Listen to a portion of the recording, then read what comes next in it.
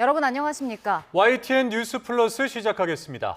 절기 입추가 무색하게 전국이 펄펄 끓어올랐습니다. 서울은 올해 들어서 가장 높은 38도까지 올라서 119년 만에 가장 더운 입추로 기록됐고, 또 노원구에서는 2018년 이후 8년 만에 40도를 넘어서기도 했습니다. 정혜용 기자입니다.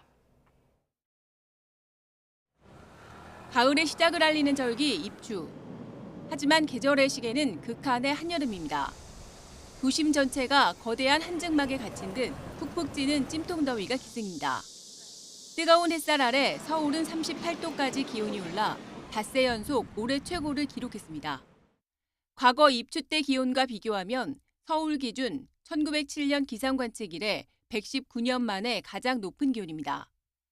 특히 자동기상 관측 장비로 노원구의 기온이 40.2도까지 치솟았는데 서울에서 40도를 넘은 건 2018년 이후 8년 만입니다. 이게 동쪽으로부터 바람이 불어들어오면서 온도가 승온되는 효과까지 더불어져 서울의 노원구를 중심으로는 40도까지 최고 기온이 기록됐고, 서울도 공식적인 데이터를 보면 연속 닷새째 올해 들어서 최고 기온을 기록하고 있습니다. 또한 24절기 중 입추의 과거 통계 자료를 보면 역대급 수준을 보이고 있습니다. 이 같은 극한 더위는 주말부터 기온이 35도 아래로 내려가며 잠시 주춤하겠습니다. 전국 곳곳의 폭염 중대경보도 모두 해제됐습니다. 하지만 안심할 상황은 아닙니다. 여름이 끝나는 건 아니잖아요. 그러니까 기온은 좀 떨어지지만 기온이 떨어진다고 해서 폭염 경보를 해제할 수준이 되느냐 안 되느냐. 폭염주의보와 경보 상황은 유지가 될 가능성이 크거든요. 주말과 휴일 중국을 향하는 태풍 돌핀에서 불어든 동풍의 영향으로 동해안과 경남 동부에는 기습호우가 내립니다. 강원 동해안과 산간에 최고 150mm, 경북 동해안에 최고 80mm의 비가 내리고 일부 지역에는 시간당 30에서 50mm의 게릴라성 호우가 쏟아질 것으로 보입니다. 해상에는 풍랑특보가, 해안가에는 강풍특보와 호우특보가 내려질 수 있어 주의가 필요합니다. 13호 태풍 돌핀은 다음 주 초 중국 상하이 부근에 상륙할 것으로 보여 우리나라에 직접 영향은 없겠습니다. 다만 태풍이 약화한 뒤 비구름이 한반도로 재유입될 가능성도 있어 주말 이후 상황을 주시해야 합니다. YTN 정혜윤입니다. 절기상 입추지만 무더위의 기세는 오히려 더 세지고 있습니다. 네, 가마솥처럼 달궈진 놀이터와 한강 수영장까지 이 도심 곳곳을 윤혜린 기자가 직접 다녀왔습니다. 가을의 시작을 알리는 절기상 입추가 무색할 정도로 무더위가 계속 이어지고 있습니다. 가만히 서 있기만 해도 제 이마와 등 뒤로 땀이 송골송골 맺히는데요. 과연 얼마나 뜨거울지 도심 곳곳을 열화상 카메라로 담아보겠습니다. 점심시간 회사원들이 거리로 쏟아져 나옵니다. 남녀 불문 양산을 쓴 모습입니다. 열화상 카메라로 본 지면은 빨갛게 달궈져 60도 가까이 치솟습니다. 점심을 먹기 위해 잠시 밖에 나오는 짧은 순간도 숨이 턱턱 막힐 정도입니다. 너무 더워가지고 나가기가 싫을 정도로 힘든 것 같아요. 가만히 있는데도 막 열기가 막 느껴지고 머리도 너무 뜨겁고 땀이 막 주룩주룩 나는 것 같아요. 길을 걸어가면은 땀이 줄줄 흐를 정도이고, 아이들은 또 더위를 또 참는 게 쉽진 않잖아요. 그래서 야외 활동보다는 주로 실내 활동을 하면서 아이들이랑 놀고 있습니다. 그나마 도심 곳곳에서 가동된 쿨링포그가 잠시나마 더위를 식혀줍니다. 시원한 물 한 개가 뿜어져 나오자 화면이 푸른색으로 바뀌며 온도가 17도까지 떨어집니다. 산책 명소인 경의선 숲길엔 사람들 발길이 뚝 끊겼습니다. 간간히 그늘로만 사람들이 다니는데 땡볕과는 무려 20도 가까이 차이가 납니다. 더위를 이기려고 마시는데 이거 마신다고 해서 더위가 없어지는 것 같지는 않고 완전 사우나하고 동남아보다도 더 더운 것 같아요. 텅 빈 놀이터도 가마솥처럼 달궈졌습니다. 아이들이 좋아하는 원통 미끄럼틀의 내부 온도는 40도를 훌쩍 넘었습니다. 바로 뒤에 있는 철제 놀이기구의 경우 햇빛에 달궈져 이 손잡이를 잡기도 어려울 정도입니다. 그네 표면 온도는 무려 60도가 넘습니다. 한산한 놀이터와 달리 한강 수영장에는 더위를 피하려는 피서객들의 발길이 이어졌습니다. 첨벙첨벙 물속으로 뛰어들어 보지만 온종일 햇볕에 데워진 물 온도는 30도, 미지근하다 못해 온탕처럼 뜨끈합니다. 저 큰 수영장은 진짜 뜨겁다 정도고 여기 뒤에 수영장은 미지근한 정도인 것 같아요. 방학에 아이들이랑 오니까 이렇게 같이 노니까 더워도 신나는 것 같아요. 폭염 속에 4시간 동안 밖을 돌아다닌 취재진의 카메라 온도를 재봤더니 순식간에 67도까지 치솟습니다. 역대 가장 뜨거웠던 입추, 도심을 데운 열기는 식을 줄을 몰랐습니다. YTN 윤혜리입니다. 네, 조금 전 들어 속보 전해드리겠습니다. 경찰이 형사소송법 개정에 대비해 TF를 설치한 가운데 오늘 오후 개정 형사소송법 후속조치 TF 회의가 개최됐습니다. 이 자리에서 오는 하반기에 내부 비리 수사대가 출범할 것이라고 밝혔습니다. 또 다음 달 초부터 가족사건 상피제를 전격 실시하기로 했는데요. 가족사건 상피제는 경찰관 가족이 연루된 사건을 다른 경찰 관서가 맡는 것을 말합니다. 다음 달 초에 가족사건 상피제가 실시될 예정입니다. 예, 다시 한번 전해드리겠습니다. 경찰이 형사소송법 개정 대응 TF 회의를 열고 올 하반기 내부비리 수사대를 공식적으로 출범하기로 했다는 소식보가 전해졌습니다. 경찰은 9월부터 이 가족 상피제를 시행하고 변호인 대리 신고제를 도입하는 한편 경찰 기동대 인력을 감축해서 수사 인력 881명을 보강할 방침이라고 알려왔습니다. 자, 관련된 소식은 이어지는 뉴스에서 다시 전해드리도록 하겠습니다. 극한 폭염이 이어지는 가운데 어제 발생한 온열 질환자가 200명에 육박한 것으로 집계됐습니다. 질병관리청이 발표한 어제 전국 온열질환 감시체계 운영 결과를 보면 응급실을 찾은 온열질환자는 185명으로 나타났고 사망자는 없었습니다. 이는 재집계된 그제 환자 숫자 220명보다 소폭 감소한 수치지만 엿새째 환자 숫자는 100명 이상을 기록하고 있습니다. 이로써 올해 5월부터 누적된 환자 숫자는 2,872명이고 사망자는 23명으로 파악됐습니다. 최고 40도까지 올라간 이번 폭염으로 수도권 곳곳 건설 현장에선 그야말로 사투가 벌어지고 있습니다. 더위를 피하려 아예 야외 작업을 중단하고 얼음 목도리를 두르고 옥상에 쉼터를 설치하는 등 온갖 방법이 동원되고 있습니다. 정윤호 기자가 이 현장에 다녀왔습니다. 쩔쩔 끓는 공사장 한복판. 숨막히는 열기 속 바쁘게 움직이는 손은 땀을 훔칠 시간도 부족합니다. 툭하면 체감 온도가 35도를 넘기는 의정부 아파트 건설 현장. 폭염 지침에 따라 옥외 작업은 수시로 멈춥니다. 이번 더위가 제일 더운 것 같아요. 더운 데다가 습해가지고 많이 힘듭니다. 근데 뭐 어쩔 수 없잖아요. 현장 자체에서는 일을 계속 진행해야 되고. 작업자들은 얼음을 가득 채운 비닐 목도리를 만듭니다. 걸치고 물이 분사되는 터널에서 쉬면 잠시나마 더위는 잊힙니다. 다만 태양과 가까워서일까 옥상 공사장은 더 뜨겁게 느껴집니다. 42층짜리 아파트를 짓는 37층 현장에 나와 있습니다. 한창 건설이 진행 중이기 때문에 지금은 이곳이 제일 높은 곳인데요. 보시는 것처럼 일부에만 이렇게 천막이 설치돼 있고 햇빛이 그대로 내리비추는 상황에서 바닥에서 올라오는 열감이 상당히 크게 느껴집니다. 신발을 신고 있는데도 열감을 상당히 느낄 수가 있는 상황인데요. 보시면 이렇게 옥상 작업자들을 위해서 더위 쉼터도 마련해 둔 상황입니다. 직접 한번 들어가 보면은 이렇게 대형 선풍기를 설치해 두었고 이동식 에어컨도 설치해둬서 작업자들이 편하게 쉴 수 있게끔 해두었습니다. 들어오니까 그나마 더위가 가시는 것 같은 느낌이 드는데요. 아무래도 저층부까지 내려가서 쉬기 쉽지 않은 작업자들을 위해서 이렇게 옥외 쉼터를 설치해 둔 것이라는 설명입니다. 또 한창 더운 시간을 피해 새벽부터 정오까지로 근무 시간을 조정하고 빙수를 제공하는 등 더위에 맞서기 위한 갖가지 방법이 동원됐습니다. 근로자들이 쉽게 몸을 식힐 수 있고 휴식을 취하고 충전을 해서 작업에 투입할 수 있도록 그렇게 준비를 했습니다. 타설 횟수도 주 5에서 주 4회로 조정해서 근무 시간이라든지 그 업무량을 조정을 좀 했습니다. 그래서 다만 영세한 사업장일수록 휴게 시간 등 폭염 지침이 지켜지기 쉽지 않을 것으로 보이는 만큼 관계 당국의 지속적인 관심도 필요해 보입니다. YTN 정윤우입니다.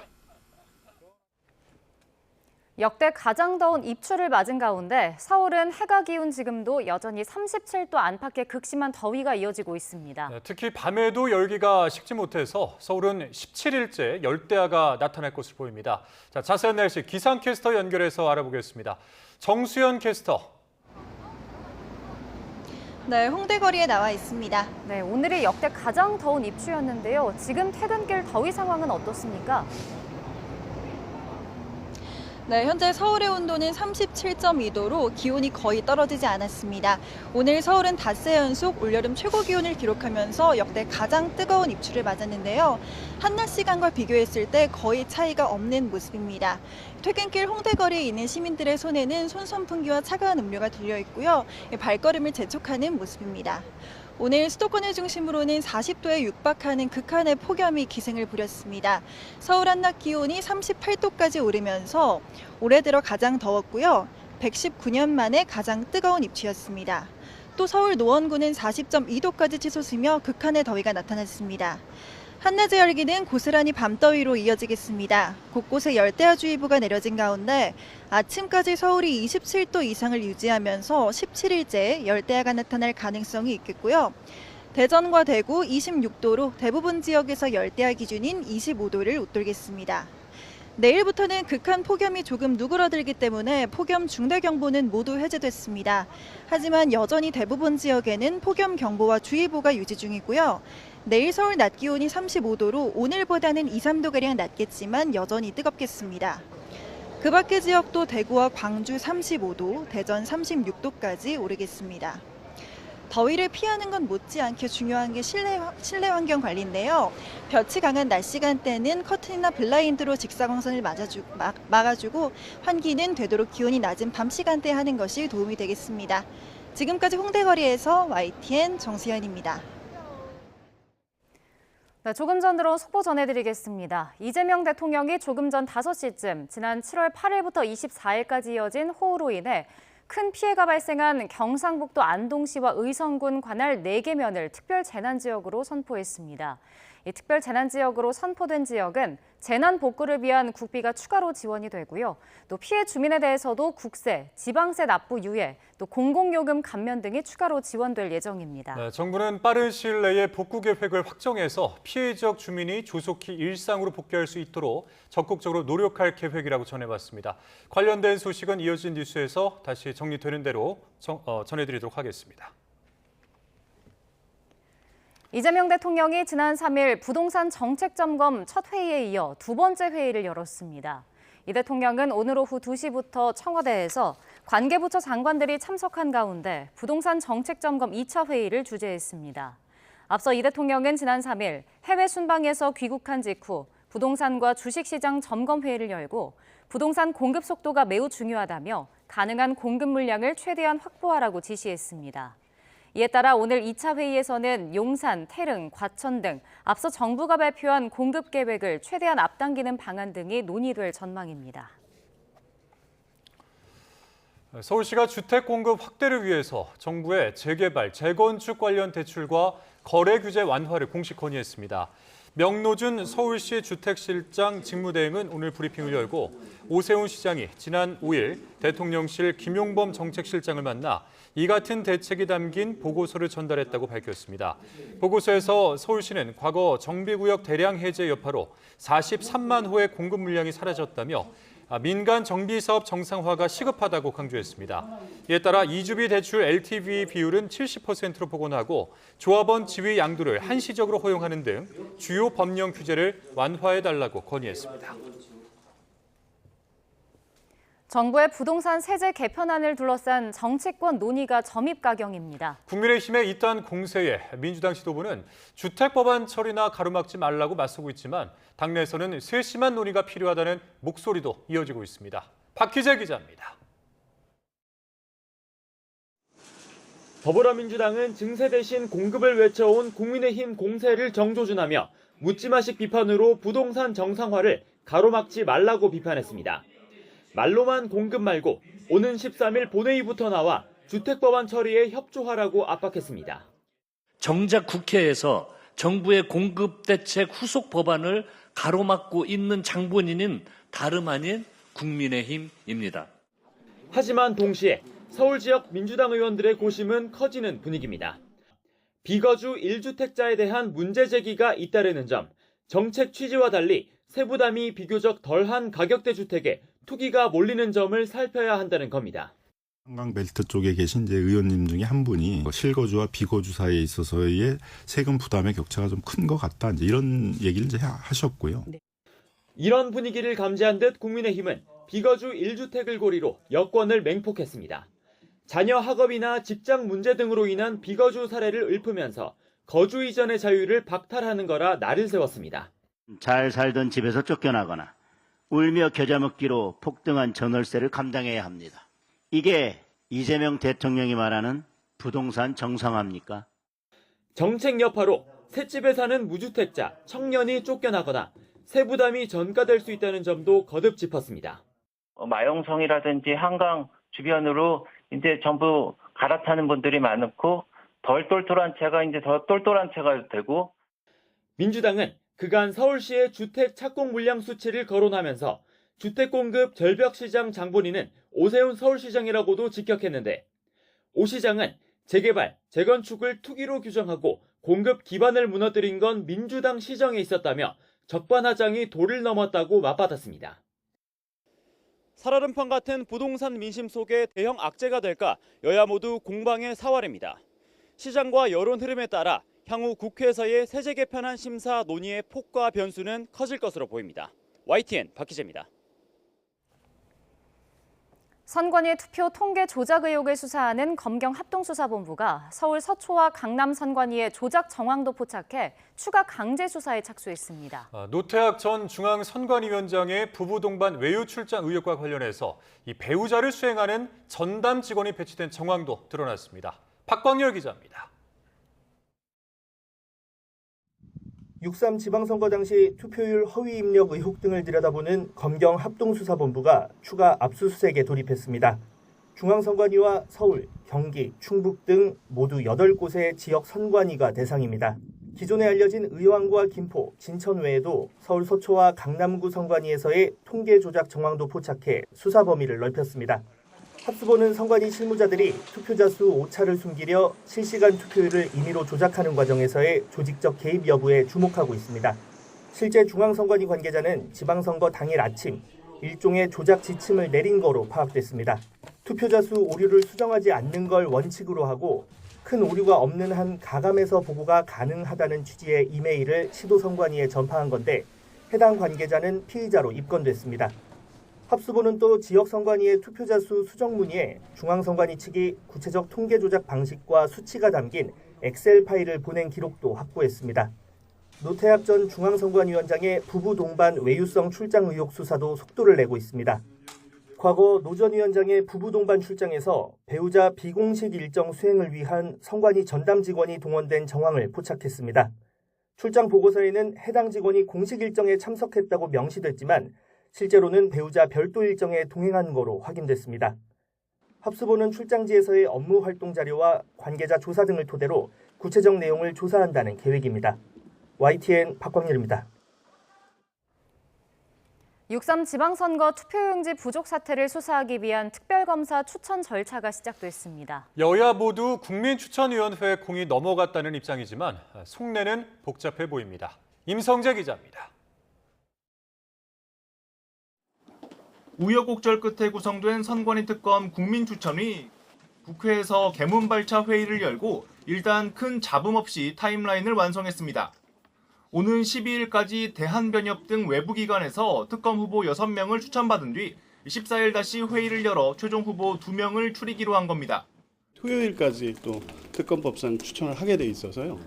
금요일 회의에서는 아마 결론을 내야. 이재명 대통령에게 추천할 특검 후보 2명이 누가 될지가 최대 관건으로 정치권 시선은 온통 14일로 쏠리는 분위기입니다. 표면적으로 여야는 한 발자국 떨어져 특검 추천 절차를 관망하는 모습입니다. 민주당은 선관위 해체가 답이란 입장까지 내놓을 정도로 엄정한 수사를 촉구하면서도 이른바 부정선거론 옹호 인사 등이 특별검사가 돼선 안 된다는 점은 분명히 했습니다. 대략 8월 중순 정도면 끝나는 일정으로 보고 있습니다. 국민의힘도 좌우 어디로도 편향되지 않는 인사가 특검이 돼야 한다는 원론적인 입장을 밝혔지만 수사 범위에선 여당과 미묘한 온도 차이를 보였습니다. 부정, 부실 선거 관리를 밝혀내려면 어느 만큼의 수사할 의지가 있는 사람인가 하는 것이 중요하지 않겠는가. 이런 가운데 6.3 지방선거 당시 결과 공표 이후 후보자들의 득표자 수를 수정한 사례도 드러났습니다. 전북 전주 완산구와 경북 김천, 경기 시흥 두개동 등 모두 4곳으로 집계됐습니다. 어디로 튈지 모르는 특검 수사 특성상 여야 모두 긴장감 있게 추천 절차를 지켜보는 기류입니다. 국민 추천위 구성 자체가 여야 3대3 구도인 만큼 기한 내 후보 2명을 추천하는 과정에서 예상 밖의 변수가 생길 수 있다는 전망도 나옵니다. YTN 임성재입니다. 지난해 중앙행정기관과 지방정부, 시도교육청 등 300여 개 기관에서 부정하게 센 나랏돈이 1,300억 원에 달하는 것으로 나타났습니다. 국민권익위원회는 지난해 공공재정 지급금 부정수급과 환수 실태를 점검한 결과 부정수급 14만여 건을 적발해 1,296억 원의 환수 결정했고 또 적발된 기관과 개인에 500억 원의 제재 부과금이 부과된 것으로 집계됐다고 밝혔습니다. 이는 전년 대비 24% 증가한 역대 최대 규모로 유형별로는 생계급여 부정수급이 290억 원으로 가장 많았고 산업, 중소기업, 에너지 분야 지원금 229억 원, 주거급여 103억 원 순으로 뒤를 이었습니다. 대한축구협회가 외국인 심판과 감독관 등에게 성접대를 제공했다는 문체부 감사 결과가 뒤늦게 공개돼 충격을 주고 있습니다. 네, 이 시기 해당 심판들이 판정을 맡은 7경기에서 축구대표팀은 무패를 기록한 것으로 드러나 논란이 계속될 것으로 보입니다. 양시창 기자입니다. 지난 2011년 9월 올림픽 최종 예선에서 윤빛가람의 시원한 프리킥골로 오만에 거둔 2대0 승리. 또 이듬해 2월 이동국과 이근호의 연속골로 쿠웨이트를 2대0으로 꺾은 월드컵 지역 예선전. 2016년 문체부 감사에서 심판에게 성접대를 한 것으로 드러난 경기들입니다. 쿠웨이트전이 굉장히 어려운 승부였지만은 작은 산이라고 생각합니다. 이제 앞으로 큰 산들이 많이 남아 있고. 비단 이 두 경기만이 아닙니다. 2011년 2월부터 2012년 3월까지 1년여 동안 축구협회가 외국인 심판과 감독관 등 10여 명에게 제공한 것으로 드러난 성접대 경기는 모두 7경기에 달합니다. 월드컵과 올림픽 예선 3경기를 포함한 이 경기들에서 우리나라가 거둔 성적은 5승 2무, 무패였습니다. 비록 우리나라보다 한 수 아래로 여겨지는 팀들과의 대결이었고 경기 흐름을 바꿀 만한 결정적인 오심이 발견되진 않았지만 성접대를 제공했다는 사실만으로도 스포츠의 공정성을 심각하게 해쳤다는 비판을 피하기 어려운 상황입니다. 축구협회는 2013년 이후 클린카드 시스템을 도입해 법인카드의 부적절한 사용은 불가능해졌다고 해명했습니다. 또 상시 모니터링을 통해 카드 사용을 관리하고 있다고 설명했습니다. 축구협회의 비위 행위가 드러났지만 국제축구연맹 윤리 강령은 위반 행위에 대해 5년에서 10년의 시효를 두고 있어 피파 차원의 징계는 없을 전망입니다. YTN 양시창입니다. 이란이 오만과의 협상에 따라 사실상 호르무즈 해협의 통제권을 쥐고 통행료 성격의 비용까지 부과하겠다고 밝혔습니다. 트럼프 대통령은 아직 합의한 건 아니라면서도 전쟁은 곧 끝날 것이라고 밝혔습니다. 신윤정 특파원입니다. 이란 반관영 파르스 통신은 이란 외무부 소식통을 인용해 이란과 오만 간 협상 틀에 따라 호르무즈 해협 운영 방안이 마련됐다고 보도했습니다. 초기 일정 기간에는 이란 측 북쪽 항로와 오만 측 남쪽 항로를 이용하되 이후 모든 선박이 해협 중앙 통항로만 이용하도록 하겠다는 계획입니다. 해협 진입은 이란이 단독으로, 출항은 오만과 공동으로 관리하겠다고 밝혔고 서비스 비용 명목의 수수료도 징수하겠다고 주장했습니다. 이란 소식통은 선적된 화물 가치의 최대 7% 통행료 부과를 두고 오만과 이견이 있다는 보도는 사실이 아니라며 요금은 이란이 제공하는 서비스 수준 등 여러 변수에 따라 달라진다고 설명했습니다. 조속한 해협 재개방을 언급했던 트럼프 미 대통령은 아직 합의가 이뤄졌다고 말하고 싶진 않다면서 구체적인 언급을 피했습니다. 그러면서도 이란 전쟁은 꽤 빨리 끝날 것으로 생각한다며 낙관적인 전망을 제시했습니다. I think it's going to end pretty soon. I don't think they can go much longer. Yeah, please. Has a deal been reached to reopen the Strait of Hormuz? Well, I don't want to say it has been. 트럼프 대통령은 또 미군이 막대한 규모의 탄약을 보유하고 있지만 일부 무기 재고는 다소 빠듯한 상황이라는 점을 인정했습니다. We have others where it's a little bit tighter, and we're getting them in on a daily basis.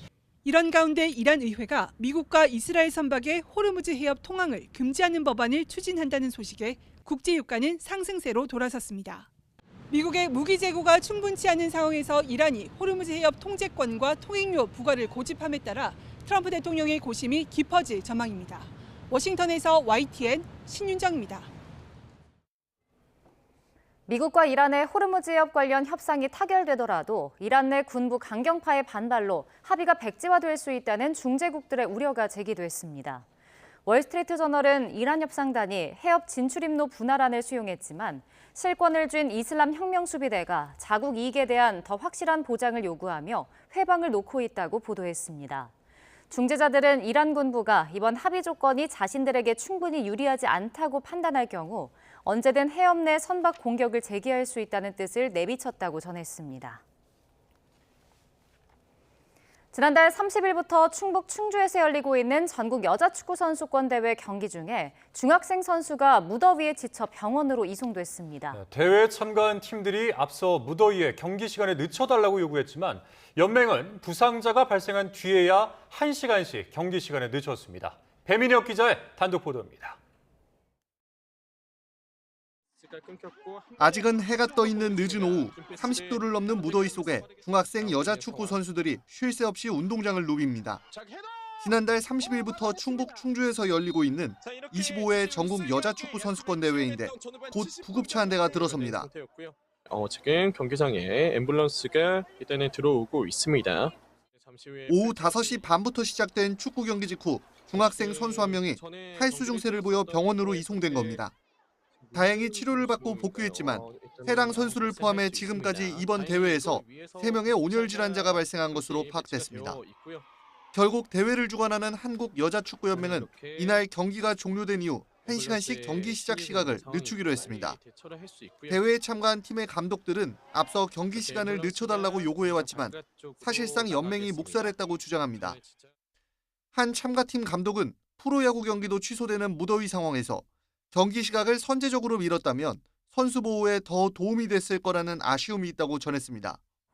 연맹 측은 이에 대해 감독들의 경기 지연 요구가 있었던 것은 맞지만 앞서 학생들의 경기가 늦게 끝난 것에 대한 불만이 제기되기도 했다며 쉽게 결정할 수 있었던 상황은 아니라고 설명했습니다. 그러면서 현장 감독관과 연맹 직원들이 대회 현장에서 계속 폭염 관련 상황을 주시하고 있었고 이에 따라 경기 시각을 늦추기로 한 것이라고 덧붙였습니다.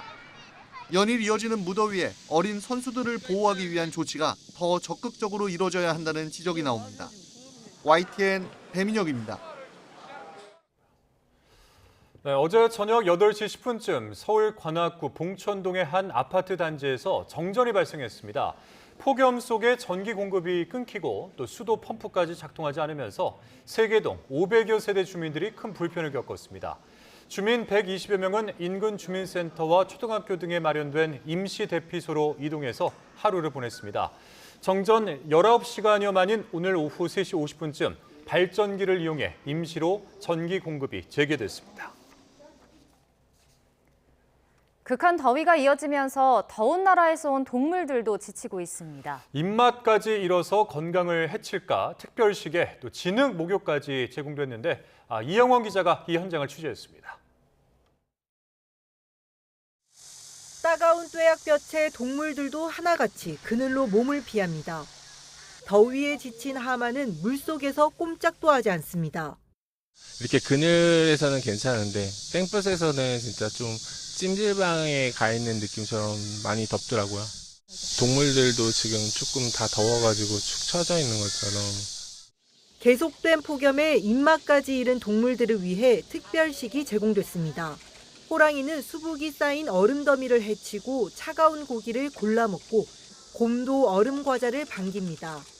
하마는 비타민 보충을 위한 과일과 채소를 허겁지겁 먹어치우고 원숭이들은 얼음 연못에서 느긋하게 간식을 즐깁니다.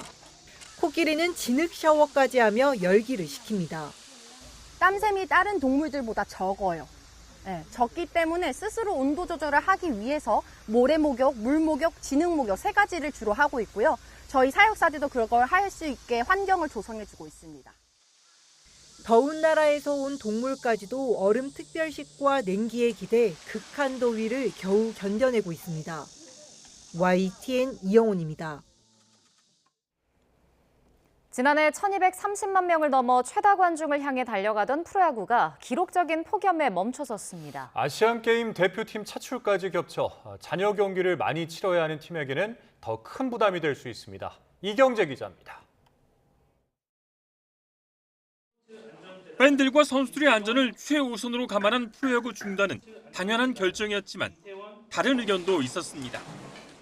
관람할 의무가 있으니까 그런 거 완전히 배제할 수도 없고 그런 얘기 오가고 어떻게든 리그를 운영해야 되는 입장이니까.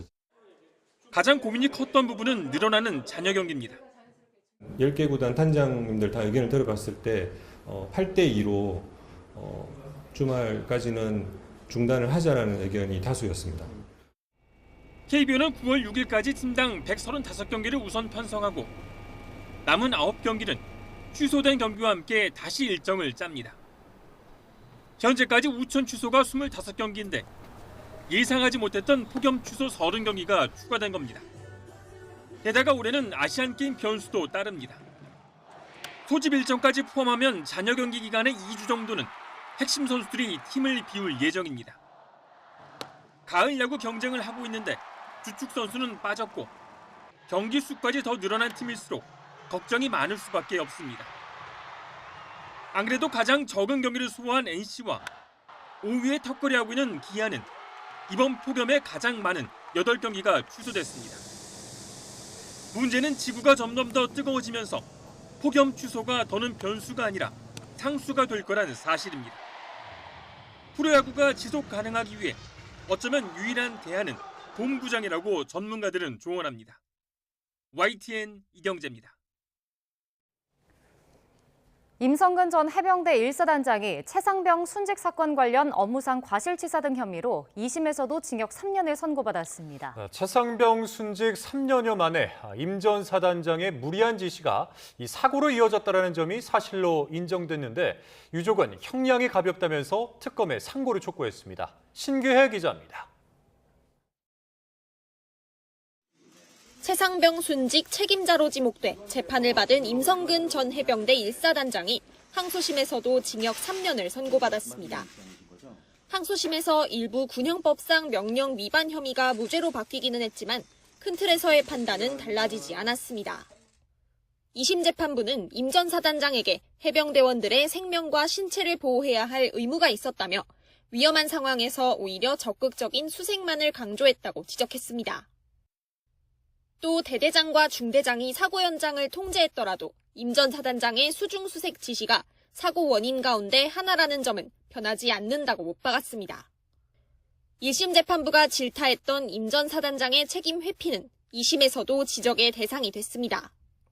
그러면서 이 같은 사정을 고려해 형량은 1심 그대로 유지하겠다고 밝혔고 함께 재판을 받은 당시 부하 지휘관들도 1심에서와 같은 금고형의 집행유예를 각각 선고받았습니다.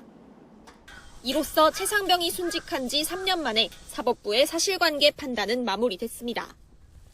양측이 상고하더라도 대법원에선 법리만 다투기 때문에 임 전 사단장의 수중수색 지시 등은 사실로 인정된 겁니다. 다만 유가족은 이번에도 형량이 너무 가볍다며 분통을 터뜨렸습니다. 최상병 어머니는 선고가 끝난 직후 책임자들에게 관대한 나라에서 어떤 부모가 자식을 마음 놓고 군대에 보내겠느냐며 아들을 볼 자신이 없다고 말했습니다. 유족 측은 일부 무죄 판단된 부분까지 유죄로 바뀌어야 한다며 특검 측에 상고를 위한 의견서를 제출하겠다고 밝혔습니다. YTN 신계입니다. 윤석열 정부 시절 관저 이전 감사를 무마한 혐의를 받는 유병우 전 감사원 사무총장이 구속 상태로 재판에 넘겨졌습니다. 비상계엄 당시 수용 공간을 점검하도록 한 신용해 전 법무부 교정본부장도 기소됐습니다. 이준혁 기자입니다. 감사원 사무총장을 지낸 유병우 감사위원이 직권남용 권리행사방해 혐의로 기소됐습니다. 특검은 유 의원이 관저감사를 진행하던 지난 2023년 2에서 3월 대통령실의 청탁을 받아 감사를 무마한 거로 보고 있습니다. 대통령실 직원을 상대로 한 자료 제출 요구나 문답 조사를 막았고 업체 관계자의 대면 조사도 금지한 것으로 파악됐습니다. 수사가 무리하게 진행됐다며 혐의를 부인해온 유 의원은 지난달 20일 구속됐고 구속 적부심도 신청했지만 기각됐습니다. 1963년 통합감사원 발족 이래 직을 걸고 가장 엄정하게 감사한 모범 사례입니다. 특검은 비상계엄 당일 포고령 위반자 수감을 위해 교정시설 수용 공간을 점검하도록 지시를 내린 혐의로 신용해 전 법무부 교정본부장도 재판에 넘겼습니다. 신 전 본부장은 서울구치소나 전국 교정기관장에게 이 같은 지시를 내리는가 하면 구금 공간 마련을 위해 긴급 가석방도 검토하도록 한 것으로 조사됐습니다. 박 전 장관에게 교정 여력 점검 지시를 좀 받으셨나요? 신 전 본부장에게 지시를 내린 혐의 등으로 기소된 박성재 전 법무부 장관은 1심에서 징역 25년을 선고받고 법정 구속돼 항소심이 진행되고 있습니다. YTN 이준엽입니다. 경기 평택에 있는 자동차 부품 제조 공장에서 20대 하청 노동자가 기계에 끼어 숨진 사고와 관련해 경찰이 첫 강제 수사에 나섰습니다. 경기 남부경찰청은 오늘 고용노동부와 함께 HL만도 평택 사업장과 숨진 노동자가 소속된 하청업체에 수사관 30여 명을 보내 압수수색을 벌이고 있습니다. 경찰은 안전관리 지침이나 관련 서류 등을 확보해 당시 작업자 보호 조치가 제대로 지켜졌는지 확인할 예정입니다. 300억 원대 사기 혐의를 받는 연예기획사 100 차가원 대표가 구속 상태로 검찰에 넘겨졌습니다. 서울경찰청 광역수사단, 금융범죄수사대는 오늘 특가법상 사기 혐의를 받는 차 대표를 송치했습니다. 차 대표는 소속 연예인의 지식재산권 사업을 명목으로 관련 업계 회사들의 동업을 제한 뒤 200억 원대 선수금을 받고 실제 이 사업을 진행하지 않은 혐의를 받습니다. 코스피가 장중 하락 전환에 6,200대에서 장을 마치며 이틀 연속 하락 마감하고 코스닥도 6거래일 만에 하락세로 돌아섰습니다. 앞서 지수는 1.09% 오른 6,365로 출발해 장중 6,415선까지 올랐지만 장중 하락 전환하며 0.6% 내린 6,259의 장을 마쳤습니다. 코스피 시장에서는 외국인이 순매도하고 개인과 기관이 순매수하며 지수 하단을 지지했습니다. 미국 월가의 황제로 불리는 제이미 다이먼 JP모건 체이스 최고 경영자가 전 세계 금융시장의 차입 투자, 이른바 레버리지가 사상 최고 수준에 달해 시장 혼란을 키우고 있다고 경고했습니다. 다이먼은 미 경제방송 CNBC와의 인터뷰에서 현재 시장 전반의 레버리지 수준이 상당히 높다며 과도한 차입 구조가 시장 전체 변동성을 급격히 키워 시장을 뒤흔들고 사람들을 동요하게 만들 위험을 높인다고 지적했습니다. 이어 최악의 상황은 시장에서 실제 손실이 발생하는 경우라며 지난 2008년 위기는 레버리지 자체보다 부동산 담보대출에서 발생한 막대한 실제 손실 때문이었다고 설명했습니다. 그동안 쿠팡을 노골적으로 편들어온 미국 공화당 의원들이 이번엔 우리 정부에 최근 개정된 정보통신망법에 대한 항의 서한을 보냈습니다. 이 법이 유튜브와 페이스북 등 미국 기업을 겨냥하고 있다는 겁니다. 보도에 이경아 기자입니다. 미국 하원 짐 조던 법사위원장 등 공화당 소속 의원들이 김종철 방송미디어통신위원장에게 보낸 서한입니다. 이 서한은 지난달 개정된 정보통신망법이 온라인에서의 발언과 표현의 자유를 위축시킬 수 있다고 지적하고 있습니다. 이뿐 아니라 법 적용 범위가 모호하고 정치적 의견 검열에 이용될 수 있다는 주장도 담고 있습니다. 서한의 핵심은 이 법으로 인해 유튜브와 페이스북, 인스타그램 등 미국 기업들이 처벌받을 수 있다는 점에 대한 항의입니다. 공화당 의원들은 이 법이 미국 기업을 겨냥했다며 어떤 외국 정부도 미국 기업에 압력을 가해 헌법으로 보호되는 발언을 검열하도록 할 권한은 없다고 강조했습니다. 또 이 법이 유럽연합의 디지털 서비스법을 참고해 만든 것임을 들며 한국이 EU의 전철을 밟고 있는 것 같다는 의견도 덧붙였습니다. 지난해 12월 국회를 통과한 개정 정통망법은 대형 플랫폼 사업자에게 허위 조작 정보에 대한 삭제와 차단 의무를 부과하고 위반할 경우 처벌하도록 했습니다. 미 국무부가 법 통과 당시부터 디지털 서비스의 불필요한 장벽이라며 반감을 드러낸 데 이어 여당 의원들도 한국 정부를 압박하고 있는 겁니다. 미 하원 법사위는 지난달 한국 정부가 쿠팡을 비롯한 미국 기업을 차별 대우하고 있으며 한미 무역 합의를 위반했다는 보고서를 냈습니다. 당시 이 보고서를 주도한 인물들 역시 이번 항의 서한의 주역인 짐 조던 하원 법사위원장 등 법사위 소속 공화당 의원들입니다. 쿠팡 사태에 이어 미국 정부와 여당이 이제 한국 정부의 플랫폼 규제 정책에까지 전방위적인 공세를 펴면서 양국의 통상 갈등은 당분간 돌파구를 찾기 어려울 것으로 예상됩니다. YTN 이경아입니다. 트럼프 미국 대통령이 자녀에게 시민권을 안겨주려는 외국인들의 원정 출산 관행에 다시 한번 칼을 빼들었습니다. 지난 6월 대법원 위헌 판결로 출생 시민권 폐지안이 막히자 관광 비자를 악용한 입국을 원천 봉쇄해야 하는 우회로를 택했습니다. 보도에 권영희 기자입니다. 백악관은 미국 영토 내 출산을 목적으로 한 외국인의 비이민 비자 발급과 입국을 전면 금지하는 행정명령을 발표했습니다. 연방 대법원이 트럼프 행정부의 출생 시민권 금지 조치에 제동을 건 지 한 달여 만에 출산 관광 차단이라는 새로운 카드를 꺼내든 겁니다. 트럼프 대통령은 부유층들이 제도의 허점을 이용해 시민권을 사들이고 있다며 이번 조치의 정당성을 강조했습니다. What's happening now if people are building businesses around it, from wealthy people are building businesses around birthright citizenship. That's not the way it's supposed to work. It's a disgrace. They're buying their way in. 행정명령 발동에 따라 미 국무부와 국토안보부는 원정 출산이 의심되는 외국인의 비자를 취소하거나 추방할 수 있게 됩니다. 특히 당사자뿐만 아니라 원정 출산을 돕는 알선 업체와 브로커 등 관련 단체에도 강력한 법적 제재를 가하기로 했습니다. is for the first time ever in American history to ban birth tourism. But the real reason they're here is to have a child, to make that child an automatic citizen, leave our country, and then have a U.S. citizen child. 이와 별도로 외국 정부 공무원이나 외교관, 적성국 소속 인사가 미국에서 낳은 자녀에게도 시민권 부여를 원천 배제하는 명령도 함께 내려졌습니다. 백악관은 대법원 판례와 상충하지 않는 합법적 조치라고 주장했지만 현지 언론들은 곧바로 무효 소송이 잇따를 것으로 전망하고 있습니다. 이번 조치로 외국인 임신부의 미국 입국 심사는 한층 깐깐해질 전망입니다.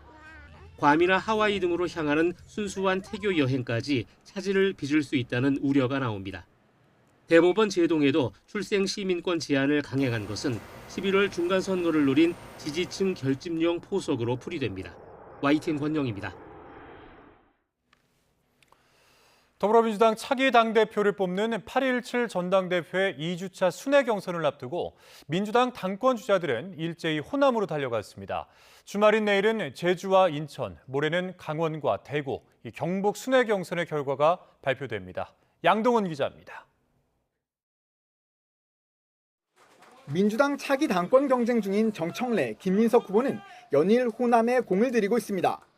이른 아침부터 정 후보는 전북으로, 김 후보는 전남으로 달려갔는데 두 후보 모두 서남권 반도체 클러스터를 언급하며 자신이 가장 잘 이끌 수 있다고 강조했습니다. 반도체 공장, 반도체가 돌아가는 데 필요한 부품 장비들이에요. 근데 그거를 이곳 호남에 있는 기업의 제품을 쓰게 해야 됩니다. 일자리도 생기고 청년들도 조금 더 있어볼까 하는 고민도 생기고 이런 변화가 생기는 거죠. 황금 호남이 된다고 봅니다. 지역 현안을 챙기면서도 상대에 대한 공세도 잊지 않았습니다. 정 후보는 정청래가 당대표 되면 레임덕이 온다는 등의 악의적인 마타도를 중재하라고 목소리를 높였고, 이재명 대통령과 합을 맞춰서 앞으로 당을 잘 이끌겠다. 김 후보는 레버리지 ETF 사태 관련 사과를 요구한 정 후보를 향해 야당의 방식, 책임 회피라고 비판했습니다. 사실 당과 정은 거의 대부분의 정책을 일상적으로 협의하기 때문에 자기 얼굴에 침 뱉기가 되는 거죠. 역시 이틀 연속 호남을 찾은 송영길 후보는 실존하는 명청대전이 없다고 정신승리를 하는 건 내란을 일으킨 전두환, 윤석열과 마찬가지라고 정 후보를 들이받았습니다. 자기들끼리 정신승리를 하잖아요. 지금 전화해서 물어보세요. 이재명 대통령한테. 그렇게 소통이 잘 되면. 정청래 대표님이 전화해서 물어보면 될 거 아니야. 후보들 간 신경전이 치열한 가운데 더불어민주당은 이번 주말 제주와 인천, 휴일엔 강원과 대구, 경북에서 2주차 순회 경선을 이어갑니다. 충청과 부울경을 무대로 한 첫 주차 순회 경선에선 정청래, 김민석 두 후보 간 박빙 승부가 펼쳐진 만큼 2주차 순회 경선의 결과가 향후 전당대회 향배의 가늠자가 될 전망입니다. YTN 양동훈입니다. 국민의힘 윤리위원회가 부산 돌려차기 사건을 소재로 부적절한 농담을 주고받았던 이 서범수, 진종호 의원에 대해서 징계 절차에 착수했습니다. 그런데 정작 심사를 맡은 윤리위는 위원장의 독단적 운영 문제 등으로 내홍이 접입가경으로 치닫고 있습니다. 부장호 기자입니다. 국민의힘 윤리위원회가 서범수, 진종호 의원에 대한 징계 절차를 개시했습니다. 지난 4일 검찰 보안수사권 폐지 관련 간담회에서 부산 돌려차기 피해자 김진주 씨에 대한 부적절한 발언으로 논란을 빚은 뒤 사흘 만에 속전속결 심의에 착수한 겁니다. 진종호 의원님, 돌려차기 한번 하죠. 윤리위는 또 이미 징계 절차에 들어간 조경태, 권영진, 진종호 의원에 대해 사실관계 확인 절차에 돌입하며 심사에 한층 속도를 붙였습니다. 당내 최다선 조경태 의원은 국회부의장 선출을 앞두고 같은 당 박덕흠 국회부의장에 대한 낙선 운동을, 진종호 의원은 무소속 한동훈 후보를 지원했다는 의혹으로 각각 제소됐고, 권영진 의원은 상임위원회 배분에 불만을 품고 정점식 원내대표 멱살을 잡는 등 물의를 빚어 징계 절차가 시작된 상태입니다. 공교롭게도 징계 대상에 오른 4명 모두 친한동훈계이거나 비당권파로 분류되는 인물들입니다. 일각에서 표적 징계 아니냐는 뒷말이 나온 이유입니다. 장동혁 대표의 반대편에 있는 분들만 윤리위에서 징계 회부했다 이렇게 볼 수는 없을 것 같습니다. 이렇게 편파적으로 진행을 하고 있는 것은 아니다. 그런 사이 심판 역할을 해야 할 윤리위원회 내부에서는 윤민우 위원장의 독단적 운영 문제 등이 불거져 파행이 거듭되고 있습니다. 편파적 징계 기준과 외부 유출 의혹을 문제 삼으며 윤 위원장 사퇴를 요구해온 우종환 부위원장과 황경성 위원이 전격 사퇴한 겁니다. 요즘 들어서 그렇게 무리하게 진행하시는 게 전 솔직히 이해가 안 가요. 당대표님과 무관하다고 할 때 그 말을 누가 믿겠습니까? 그렇기 때문에 신뢰 회복을 위해서는 사퇴만의 정답이다. 7인 체제 일주일 만에 다시 5인 체제로 쪼그라든 건데 윤리 스스로 논란을 자처하면서 어떤 결론을 내놓더라도 잡음이 불가피할 전망입니다. YTN 부장원입니다. 국방부가 사관학교 통합을 속도감 있게 추진하겠다는 입장을 재확인하며 이는 잘못된 역사와 단절하고 헌법과 국민에 충성하는 국군의 정체성을 확립하는 초석이 될 것이라고 강조했습니다. 국방부 관계자는 오늘 기자들과 만나 국군 사관학교 창설이 미래전 대비와 교육 효율화, 합동성 강화 측면에서 추진되고 있다면서도 이같이 밝혔습니다. 또 역대 육해 공군 참모총장 46명이 통합 재검토를 강력히 건의한다고 촉구한 것에 대해선 별다른 입장이 없다면서 다양한 의견을 개진할 수 있다고만 언급했습니다. 국민의힘을 비롯한 보수 야권 국회의원 42명이 최근 이재명 대통령의 이른바 육사 출신 쿠데타 발언과 또 통합사관학교 졸속 추진을 규탄하는 결의안을 발의했습니다. 국민의힘 유용원 의원이 오늘 대표 발의한 결의안에는 이 대통령을 향해 육사 쿠데타 발언을 철회하고 정치적 목적의 국군사관학교 설립 추진 중단 등을 촉구하는 내용이 담겼습니다. 결의안 발의에는 국민의힘에서 5선 윤상현, 조배수 의원, 4선 김도읍, 김상훈, 박대출 의원 등 38명이 참석했고 이준석 대표를 비롯한 개혁신당 의원 전원과 또 무소속 한동훈 의원이 이름을 올렸습니다. 정동영 통일부 장관은 북한의 정식 국호인 조선민주주의인민공화국을 사용하는 방안에 대해서 공론화가 먼저라면서 국민 여론이 성숙화된 이후에 하겠다고 말했습니다. 정 장관은 오늘 평화통일고문회의 원로들과 한반도 평화 공존과 통일 정책에 대한 의견을 수렴하는 자리에서 이 사안은 통일부가 끌고 갈 일은 아니라면서 이같이 말했습니다. 이어서 대통령 업무보고 과정에서 시간이 정해져 있다 보니 공론화를 거친 뒤 추진하겠다는 말이 빠진 것이라면서 일부 언론에서 통일부의 방침이 정해진 것처럼 보도한 건 사실이 아니라고 설명했습니다. 절기 입추인 오늘 전국이 펄펄 끓어올랐습니다. 서울은 올해 들어서 가장 높은 38도까지 올라서 119년 만에 가장 더운 입추로 기록됐고 또 비공식으로는 2018년 이후 처음 40도를 넘는 곳이 나왔습니다. 정혜용 기자입니다. 가을의 시작을 알리는 절기 입추. 하지만 계절의 시계는 극한의 한여름입니다. 도심 전체가 거대한 한증막에 갇힌 듯 푹푹 찌는 찜통더위가 기승입니다. 뜨거운 햇살 아래 서울은 38도까지 기온이 올라 닷새 연속 올해 최고를 기록했습니다.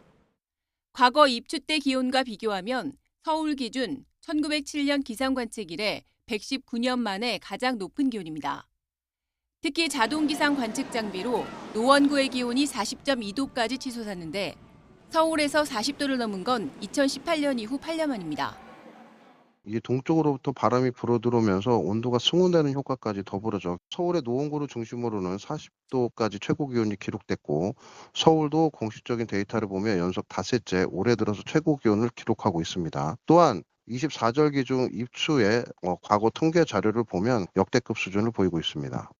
이 같은 극한 더위는 주말부터 기온이 35도 아래로 내려가며 잠시 주춤하겠습니다. 전국 곳곳의 폭염 중대경보도 모두 해제됐습니다. 하지만 안심할 상황은 아닙니다. 여름이 끝나는 건 아니잖아요. 그러니까 기온은 좀 떨어지지만 기온이 떨어진다고 해서 폭염 경보를 해제할 수준이 되느냐 안 되느냐. 폭염주의보와 경보 상황은 유지가 될 가능성이 크거든요. 주말과 휴일 중국을 향하는 태풍 돌핀에서 불어든 동풍의 영향으로 동해안과 경남 동부에는 기습 호우가 내립니다. 강원 동해안과 산간에 최고 150mm, 경북 동해안에 최고 100mm까지 비가 내리고 일부 지역에는 시간당 50mm 이상의 극한 호우가 쏟아질 것으로 보입니다. 해상에는 풍랑특보가, 해안가에는 강풍특보와 호우특보가 내려질 수 있어 주의가 필요합니다. 13호 태풍 돌핀은 다음 주 초 중국 상하이 부근에 상륙할 것으로 보여 우리나라에 직접 영향은 없겠습니다. 다만 태풍이 약화한 뒤 비구름이 한반도로 재유입될 가능성도 있어 주말 이후 상황을 주시해야 합니다. YTN 정혜윤입니다. 서울을 포함한 전국 곳곳에 내려졌던 폭염 중대경보가 모두 해제돼 폭염경보로 완화됐습니다. 강원과 충북, 호남, 경북 일부 지역의 폭염경보는 폭염주의보로 낮아졌고 강원 영동과 포항, 경주 등 경북 동해안 일부 지역은 폭염주의보도 모두 해제됐습니다.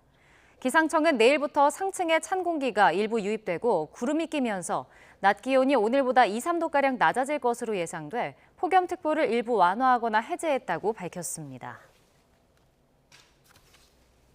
전국 온열 질환자 수가 185명으로 엿새째 세 자릿수를 기록했습니다. 하루 전 최고치보다는 많이 줄었지만 아직 안심할 수 있는 수치는 아닌데 다행히 다음 주부터는 온열 질환자 발생이 다소 줄어들 것으로 전망됩니다. 염혜영 기자입니다. 극심한 폭염 속에 6일 기준 전국에서 185명이 온열 질환으로 병원 신세를 졌습니다. 5일 기준 환자도 추가 집계돼 올여름 가장 많은 220명까지 불어났습니다. 사흘 연속 200명을 넘었던 추세는 한풀 꺾였지만 엿새 연속 환자 숫자는 세 자릿수를 기록 중입니다. 경기 71명, 서울 43명, 인천 14명 등 폭염이 집중됐던 수도권에서 환자가 속출했습니다. 여전히 65세 이상 환자가 제일 많은 만큼 정부는 노인 일자리 실외 활동을 전면 중단했습니다. 4천여 개 노인 일자리 사업단에 소속된 35만 7천여 명의 근무를 실내로 전환하고 활동 시간도 월 15시간까지 줄일 수 있도록 했습니다. 그나마 다행인 건 이번 주말이 지나면 온열 질환자가 서서히 줄어들 거로 보인다는 점입니다. 질병관리청의 온열 질환 발생 예측치는 현재 전국이 가장 높은 4단계입니다. 시도별로 하루 온열 질환자가 19명 이상으로 예상될 때 내려집니다. 질병청은 다음 주 월요일부터는 전국 온열 질환자 발생 수준이 3단계로 내려갈 거로 내다봤습니다. 강원도와 경상북도는 온열 질환자가 발생할 수도 있는 수준인 1단계까지 내려가고 수도권도 환자 발생이 한 자릿수인 2단계가 될 거로 전망됩니다. YTN 염혜원입니다. 서울 봉천동에 있는 아파트 단지에서 전력 설비가 침수돼 전기 공급이 끊겼습니다. 주민들은 전기도 물도 없이 무더위를 버텨야 했습니다. 김혜린 기자입니다. 그늘에 옹기종기 모인 주민들이 부채를 연신 흔들며 더위를 식혀봅니다. 집안이 정전으로 찜통이 되자 그나마 시원한 그늘로 피해 나온 겁니다. 어젯밤에 깜짝 놀랐지. 그냥 뻥 멋이 터졌으니까 뻥 터져가지고 바로 전기 나갔으니까 덥고 그냥 아주 죽을 뻔했어. 아주. 한밤 지하에 있는 전력 설비가 침수되면서 시작된 정전은 한낮이 되도록 이어졌습니다. 정전으로 엘리베이터 운행이 멈추면서 주민들은 무더위 속에 계단을 오르내려야 했습니다. 거동이 불편한 고령층은 한참을 걸려 계단을 내려와야 했습니다. 저는 16층 사는데 허리가 아파서 내려올 수가 없어가지고, 그리고 내가 뇌경색 환자라 이 반신불수예요. 전기가 끊기자 수도 펌프도 멈추면서 주민들은 물까지 직접 길어 날랐습니다. 물은 퍼가기가 조금 힘들죠. 날씨가 더우니까 아무것도 안 되고 더워서 다 나와 있어요. 또 주민들은 꺼져버린 냉장고 속 음식을 옮기느라 바빴습니다. 아니, 일단 고기하고 생선 다 옮겼죠. 아파트 주민 120여 명은 인근 주민센터와 초등학교 등에 마련된 임시 대피소로 몸을 피했습니다. 물도 안 나오지, 깜깜하지 이러니까 그냥 난리 났는 줄 알았어요. 임시로 발전기를 돌려 늦은 오후 아파트 3개 동 500여 세대에 전기 공급이 재개됐습니다.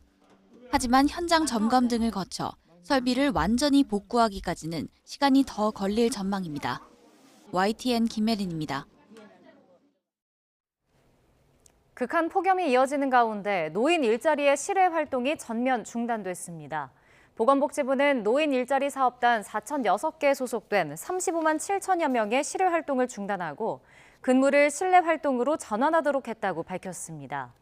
또 활동 시간도 기존 월 30시간에 15시간까지 줄일 수 있도록 하고 실내 사업장도 냉방과 휴식 보장 등 관리를 하도록 조치했습니다. 정부가 올여름 전력 수요가 역대 최대 수준을 넘어설 가능성을 열어두고 본격 대비에 나섰습니다. 기후에너지환경부는 오늘 오전 한국전력거래소에서 여름철 전력수급 점검회를 열고 발전기와 송변전 설비 운영 상황과 또 추가 예비 자원 확보 현안 등을 점검했습니다. 기후에너지부는 여름 휴가가 마무리되는 8월 둘째 주부터 산업체 조업률이 회복돼 전력 수요가 점차 증가할 것으로 전망했습니다. 강한 불볕더위가 계속되면 마스크로도 걸러지지 않는 독성가스인 오존의 공습도 위험합니다. YTN이 최근 10년치 오존주의보 발령 데이터를 분석해봤더니 모든 것이 밀집해 있는 서울보다 위험한 곳이 따로 있었습니다. 고환석 기자입니다. 이글거리는 햇볕 아래 도심 전광판이 오존주의보를 알립니다. YTN이 최근 10년 동안 전국에서 발령된 오존주의보 3,900여 건을 분석했습니다. 발령 건수 1위는 인구와 차량이 밀집한 경기도, 경남과 충남, 전남이 뒤를 이었고 서울은 5번째였습니다. 서울보다 대규모 해안 산업단지가 있는 지방에서 오존주의보가 더 많이 내려진 겁니다. 대도시의 오존은 주로 자동차 배기가스에서 비롯합니다.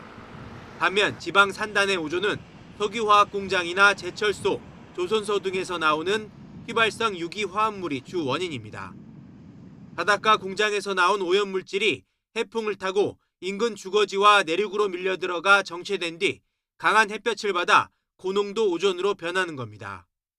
대기 중 오염물질과 자외선이 만나 생성되는 오존은 마스크로도 걸러지지 않는 독성 가스입니다.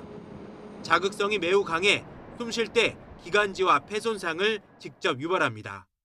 오존 농도가 높은 날에는 야외 활동과 격한 운동을 가급적 줄이고 불가피한 경우에도 고농도 시간을 피해 활동 시간을 최소화하는 것이 중요합니다. 오존 발생 정도는 자외선의 강도와도 직결됩니다. 실제로 역대 최악의 폭염을 기록했던 2024년 오존주의보 발령 건수는 70%나 폭증했습니다. 기후위기로 인한 지구온난화로 오존의 공습이 갈수록 격렬해진다는 얘기입니다. 오존 관리 정책을 대도시뿐만 아니라 산단 주변 지역으로 강화하는 것은 물론 더 강력한 경고 체계를 갖추는 것이 시급합니다. YTN 권석입니다. 경남 밀양이 극심한 가뭄으로 농업용수가 부족한 상황입니다. 네, 이런 논에 물을 대고자 산림당국이 이 산불 진화 차량을 지원하기도 했는데 지자체는 예정된 물축제를 강행해서 논란이 일고 있습니다. 임형준 기자입니다. 공중을 가른 세찬 물줄기가 별을 적십니다. 물을 뿜은 건 산불 진화 차량의 방사포. 저수지가 바닥을 드러낼 정도로 심각한 가뭄을 겪는 경남 밀양에 농업용수를 공급하는 모습입니다. 산림청은 산불 진화 차량 22대를 투입해 하루 최대 물 500톤가량을 공급합니다. 산불 열기 속에서 화마와 악전 고투했던 진화 대원들은 이제 여름 열기 속에서 가뭄과 싸웁니다. 산불 진화 차량을 이용해서 대대적으로 이렇게 농가에 급수 지원을 하는 것은 아마 처음일 거라고 생각합니다. 이 뜨거운 태양볕 아래서 정말 열심히 급수 지원을 하고 있습니다. 같은 날 밀양 도심 강변에 마련된 물놀이장. 일요일까지 열리는 지역 물축제가 한창입니다. 더위를 식히는 시민들은 즐겁겠지만 심각한 가뭄이 이어지고 있어서 물을 쓰는 행사를 바라보는 시선은 곱지 않습니다. 가뭄이 너무 심한데 물축제를 하는 것이 조금 좀 마음적으로 안 편하네요. 그래서 조금 자중해 줬으면 좋겠습니다.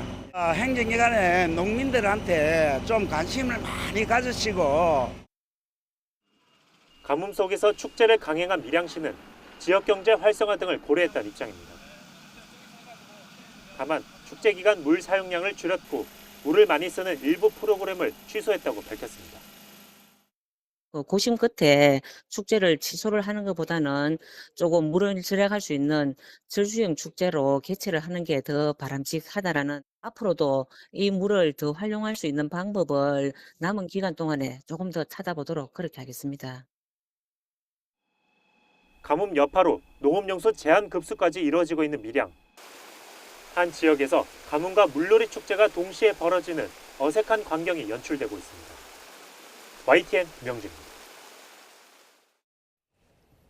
내일부터 40도 안팎의 극간 폭염은 누그러지겠습니다. 하지만 여전히 내륙에서는 폭염특보 수준의 더위가 이어지겠고 또 동해안에는 많은 비가 예보돼 주의가 필요한 상황인데 자세한 날씨 기상센터 연결해서 알아보도록 하겠습니다.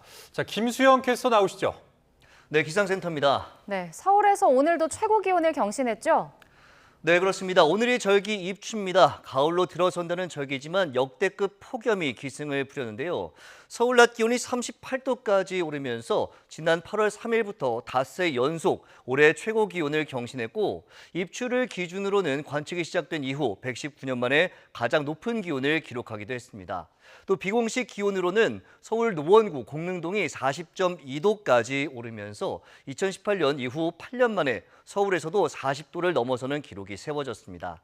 이런 심한 더위는 밤에도 이어지고 있습니다. 오늘 밤 사이에도 서울 기온이 27도 이상을 유지하면서 서울에서는 17일 연속 열대야가 나타날 가능성이 있겠고 체감 온도는 초열대야 수준인 30도 가까이 유지되는 곳도 많겠습니다.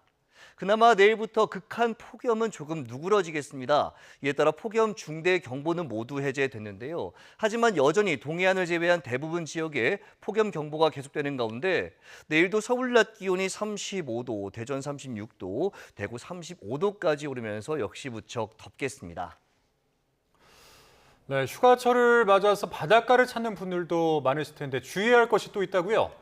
네, 그렇습니다. 내륙은 주말 내내 구름만 다소 많은 가운데 곳곳에 한때 소나기만 지날 것으로 보이는데요. 하지만 동해안과 제주도를 중심으로는 다음 주 월요일까지 비가 이어지겠습니다. 특히 모레까지 강원 동해안과 산간에 150mm 이상, 경북 북동부에도 100mm 이상의 폭우가 쏟아지겠고 돌풍과 벼락을 동반한 시간당 30에서 50mm 안팎의 매우 강한 비가 집중되는 곳도 있겠습니다. 계곡이나 하천에서는 순식간에 물이 불어날 수 있는 만큼 하늘이 어두워질 경우 바로 안전한 곳으로 대피하시기 바랍니다. 여기에 전국적으로 바람이 무척 강하게 불겠고 동해안과 남해안, 제주 해안에는 너울성 파도도 높게 일겠습니다. 방파제나 방조제 근처에는 가지 않도록 하셔야겠습니다. 기상센터였습니다. 선관위 투표 통계 조작 의혹을 수사하는 검경 합동수사본부가 서울 서초와 강남 선관위의 조작 정황도 포착해 추가 강제 수사에 착수했습니다. 노태학 전 중앙선관위원장의 부부 동반 외유 출장 의혹과 관련해서 이 배우자를 수행하는 전담 직원이 배치된 정황도 드러났습니다. 박광열 기자입니다. 6.3 지방선거 당시 투표율 허위 입력 의혹 등을 들여다보는 검경 합동수사본부가 추가 압수수색에 돌입했습니다. 중앙선관위와 서울, 경기, 충북 등 모두 8곳의 지역 선관위가 대상입니다. 기존에 알려진 의왕과 김포, 진천 외에도 서울 서초와 강남구 선관위에서의 통계 조작 정황도 포착해 수사 범위를 넓혔습니다. 합수본은 선관위 실무자들이 투표자 수 오차를 숨기려 실시간 투표율을 임의로 조작하는 과정에서의 조직적 개입 여부에 주목하고 있습니다. 실제 중앙선관위 관계자는 지방선거 당일 아침 일종의 조작 지침을 내린 거로 파악됐습니다. 투표자 수 오류를 수정하지 않는 걸 원칙으로 하고 큰 오류가 없는 한 가감해서 보고가 가능하다는 취지의 이메일을 시도선관위에 전파한 건데 해당 관계자는 피의자로 입건됐습니다. 합수본은 또 지역선관위의 투표자 수 수정 문의에 중앙선관위 측이 구체적 통계 조작 방식과 수치가 담긴 엑셀 파일을 보낸 기록도 확보했습니다. 노태학 전 중앙선관위원장의 부부 동반 외유성 출장 의혹 수사도 속도를 내고 있습니다. 과거 노 전 위원장의 부부 동반 출장에서 배우자 비공식 일정 수행을 위한 선관위 전담 직원이 동원된 정황을 포착했습니다. 출장 보고서에는 해당 직원이 공식 일정에 참석했다고 명시됐지만 실제로는 배우자 별도 일정에 동행한 거로 확인됐습니다. 합수본은 출장지에서의 업무 활동 자료와 관계자 조사 등을 토대로 구체적 내용을 조사한다는 계획입니다. YTN 박광렬입니다. 6.3 지방선거 투표용지 부족 사태를 수사하기 위한 특별검사 추천 절차가 시작됐습니다. 여야 모두 국민추천위원회에 공이 넘어갔다는 입장이지만 속내는 복잡해 보입니다. 임성재 기자입니다. 우여곡절 끝에 구성된 선관위 특검 국민추천위 국회에서 개문발차 회의를 열고 일단 큰 잡음 없이 타임라인을 완성했습니다. 오는 12일까지 대한변협 등 외부기관에서 특검 후보 6명을 추천받은 뒤 14일 다시 회의를 열어 최종 후보 2명을 추리기로 한 겁니다. 토요일까지 또 특검법상 추천을 하게 돼 있어서요. 금요일 회의에서는 아마 결론을 내야.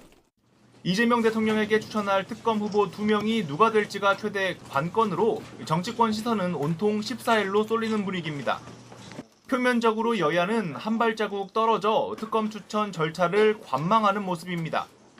민주당은 선관위 해체가 답이란 입장까지 내놓을 정도로 엄정한 수사를 촉구하면서도 이른바 부정선거론 옹호 인사 등이 특별검사가 돼선 안 된다는 점은 분명히 했습니다.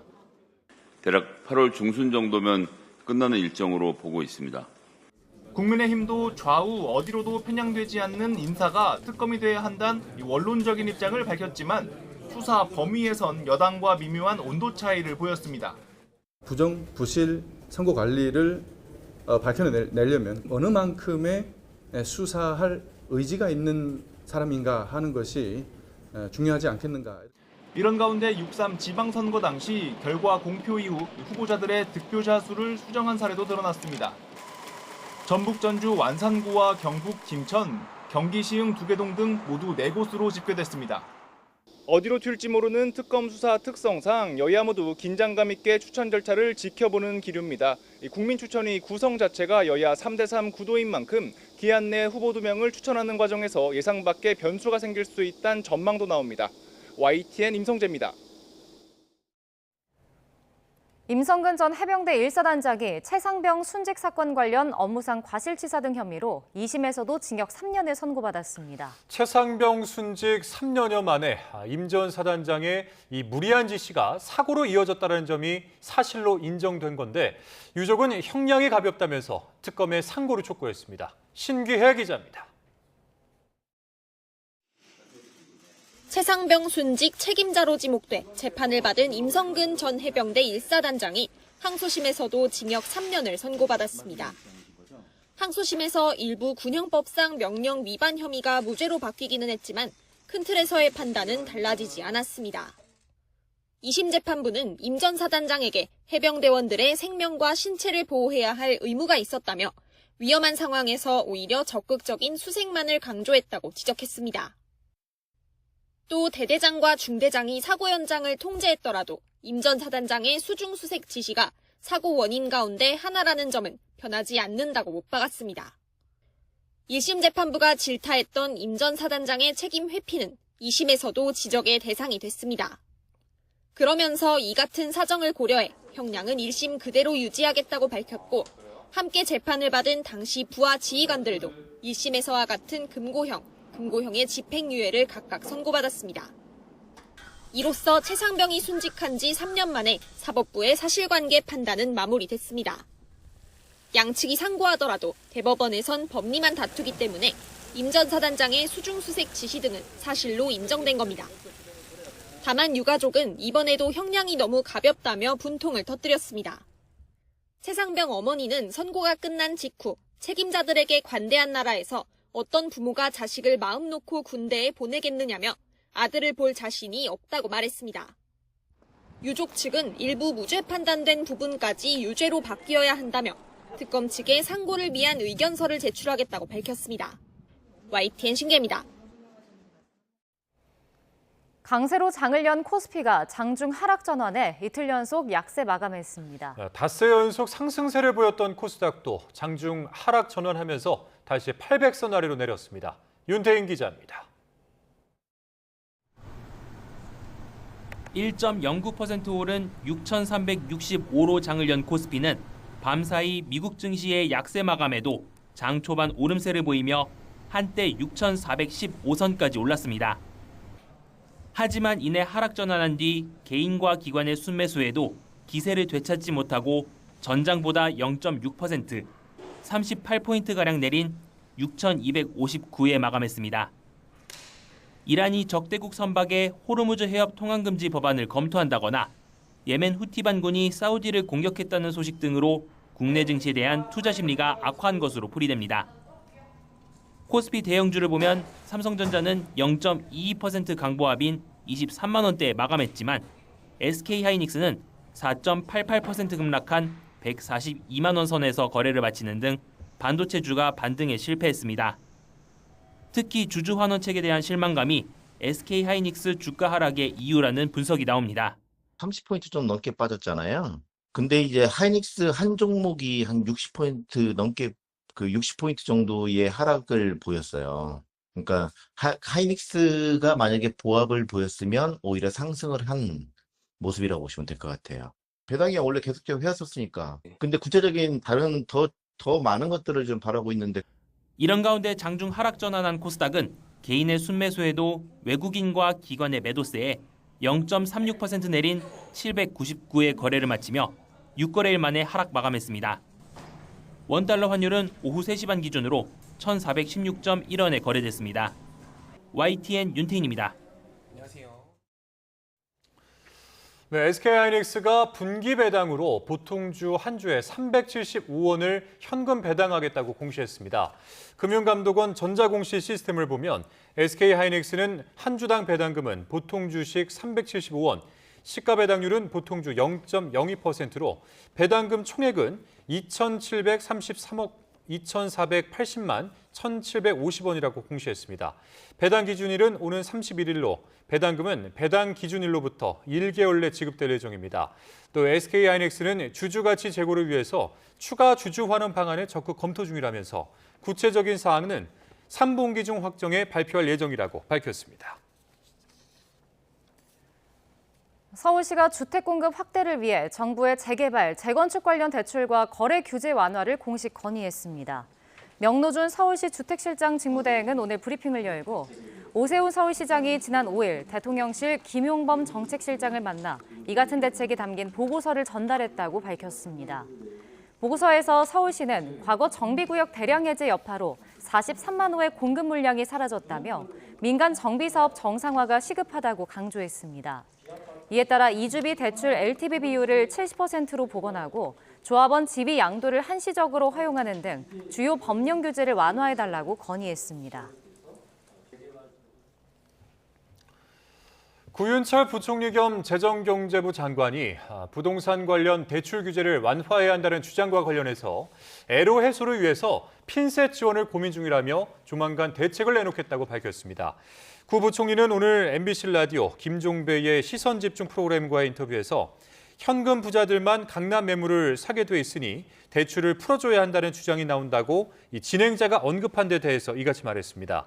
이어 주택 공급 대책과 금융 대책이 추가로 나올 것이라면서 최대한 주택 공급을 빨리 늘리고 그중에 아파트는 시간이 좀 걸리니까 이 비아파트 주택 공급을 늘린다고 밝혔습니다. 정부의 부동산 세제 개편안을 둘러싼 정치권 논의가 점입가경입니다. 국민의힘의 이딴 공세에 민주당 지도부는 이 주택 법안 처리나 가로막지 말라고 맞서고 있지만 당내에서는 세심한 논의가 필요하다라는 목소리도 이어지고 있습니다. 박희재 기자입니다. 더불어민주당은 증세 대신 공급을 외쳐온 국민의힘 공세를 정조준하며 묻지마식 비판으로 부동산 정상화를 가로막지 말라고 비판했습니다. 말로만 공급 말고 오는 13일 본회의부터 나와 주택법안 처리에 협조하라고 압박했습니다. 정작 국회에서 정부의 공급대책 후속 법안을 가로막고 있는 장본인은 다름 아닌 국민의힘입니다. 하지만 동시에 서울 지역 민주당 의원들의 고심은 커지는 분위기입니다. 비거주 1주택자에 대한 문제 제기가 잇따르는 점, 정책 취지와 달리 세부담이 비교적 덜한 가격대 주택에 투기가 몰리는 점을 살펴야 한다는 겁니다. 한강 벨트 쪽에 계신 이제 의원님 중에 한 분이 실거주와 비거주 사이에 있어서의 세금 부담의 격차가 좀 큰 것 같다. 이제 이런 얘기를 이제 하셨고요.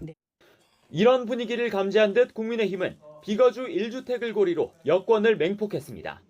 자녀 학업이나 직장 문제 등으로 인한 비거주 사례를 읊으면서 거주 이전의 자유를 박탈하는 거라 날을 세웠습니다. 잘 살던 집에서 쫓겨나거나 울며 겨자 먹기로 폭등한 전월세를 감당해야 합니다. 이게 이재명 대통령이 말하는 부동산 정상화입니까? 정책 여파로 셋집에 사는 무주택자, 청년이 쫓겨나거나 세부담이 전가될 수 있다는 점도 거듭 짚었습니다.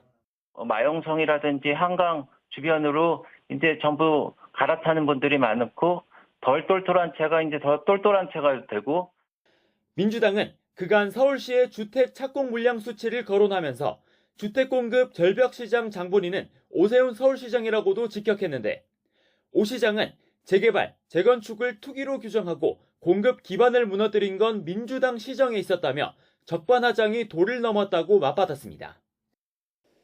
살얼음판 같은 부동산 민심 속에 대형 악재가 될까 여야 모두 공방의 사활입니다. 시장과 여론 흐름에 따라 향후 국회에서의 세제 개편안 심사 논의의 폭과 변수는 커질 것으로 보입니다. YTN 박희재입니다.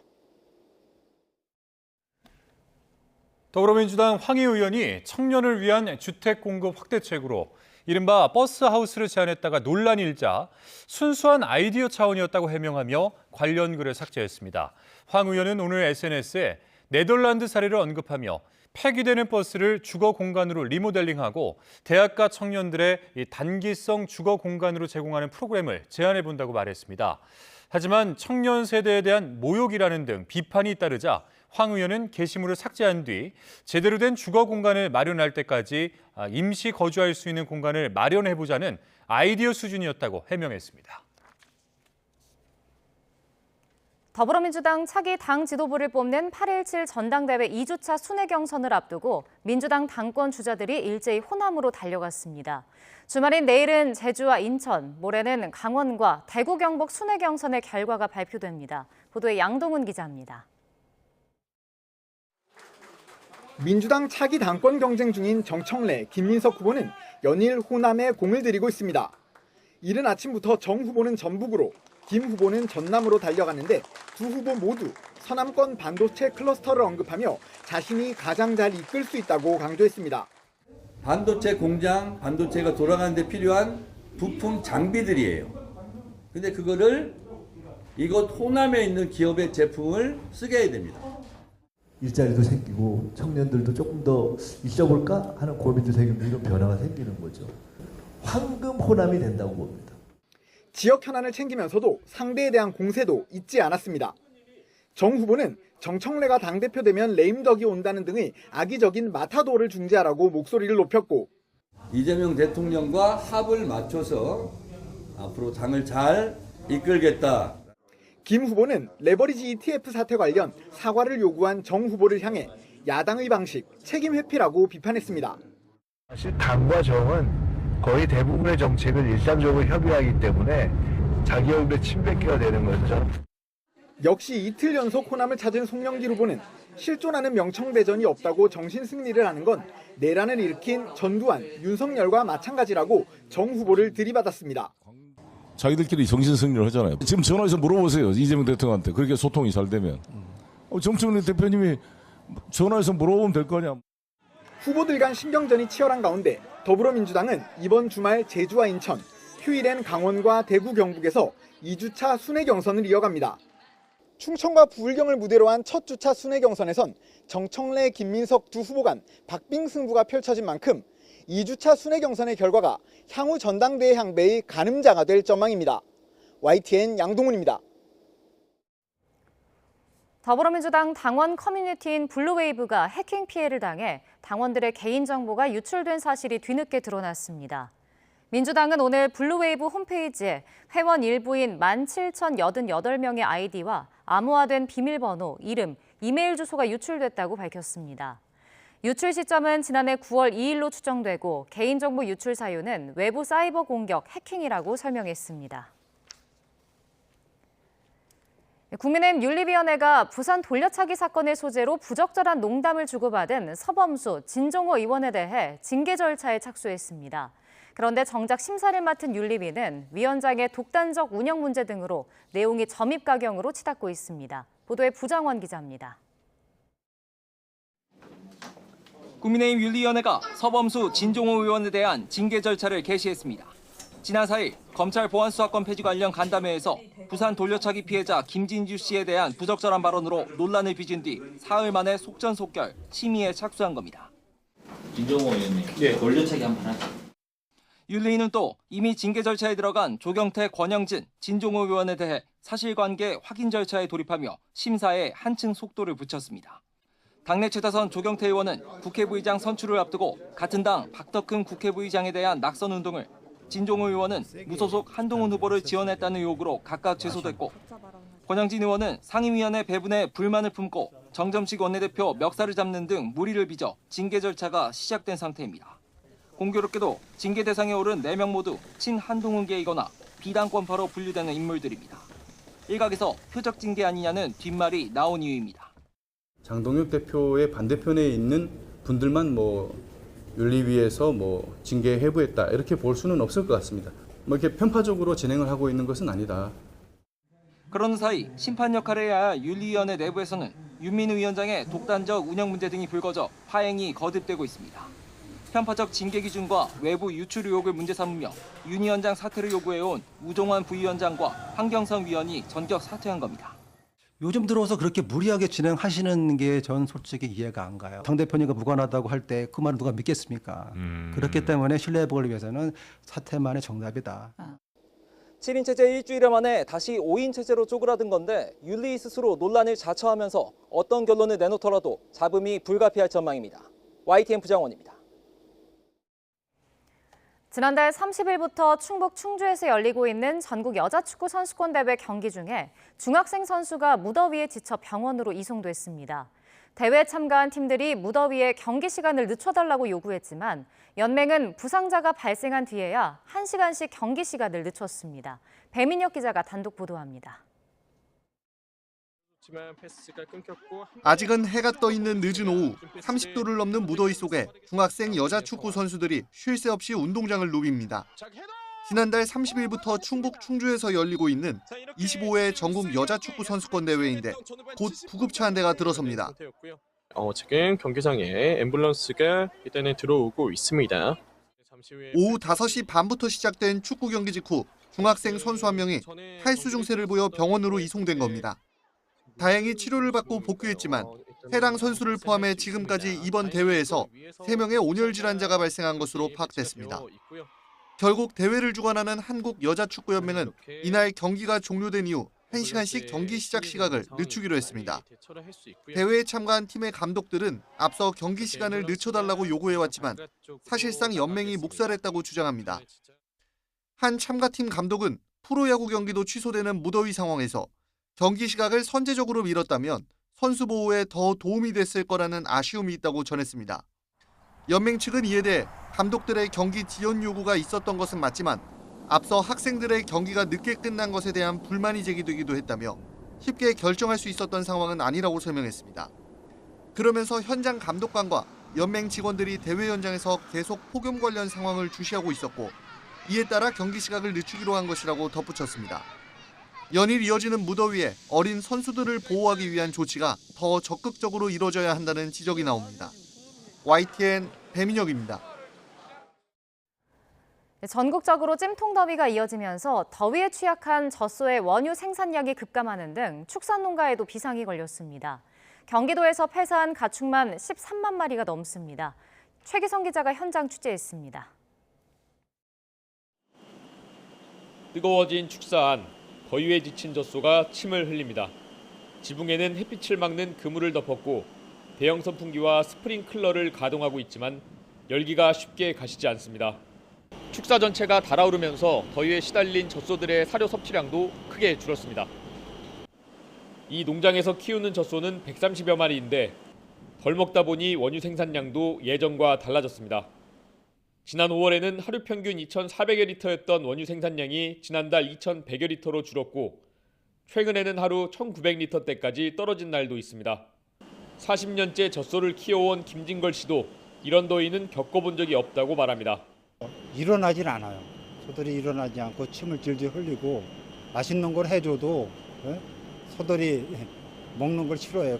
30몇 도 이렇게 5도 정도 올라가면은 그때부터 사료 섭취량이 확 줄고 유령 변화도 엄청난. 지난달 13일부터 지난 6일까지 경기도에 접수된 가축 피해 신고는 누적 350여 건으로 모두 13만 7천여 마리가 폐사했습니다. 경기도는 폭염 피해를 막기 위해 면역 증강제를 17개 시군 축산농가에 사전 공급했고 화성시도 가축 폐사체 처리 비용 등으로 농가 한 곳당 최대 400만 원을 지원하고 있습니다. 가축뿐 아니라 인명 피해도 증가세입니다. 지난 5월 15일 폭염대책기간 시행 이후 경기도에서 발생한 온열 질환자 수도 누적 600명을 넘겼습니다. 온열 피해 예방을 위해 더위가 심한 시간에 야외 활동이나 외출을 자제하는 게 좋습니다. YTN 최기성입니다. 오늘 오전 9시 20분쯤 전남 광주 서구 화정역 인근 도로에서 4중 추돌 사고가 났습니다. 이 사고로 40대 남성 A씨가 심정지 상태로 병원에 옮겨졌지만 숨졌고 또 다른 차량 운전자 등 5명도 크고 작은 부상을 당해 치료를 받고 있습니다. 경찰은 A씨가 몰던 승합차가 길 옆 연석과 부딪힌 충격으로 중앙선을 넘으면서 반대편에서 오던 차량 3대와 잇따라 충돌한 것으로 보고 정확한 경위를 파악하고 있습니다.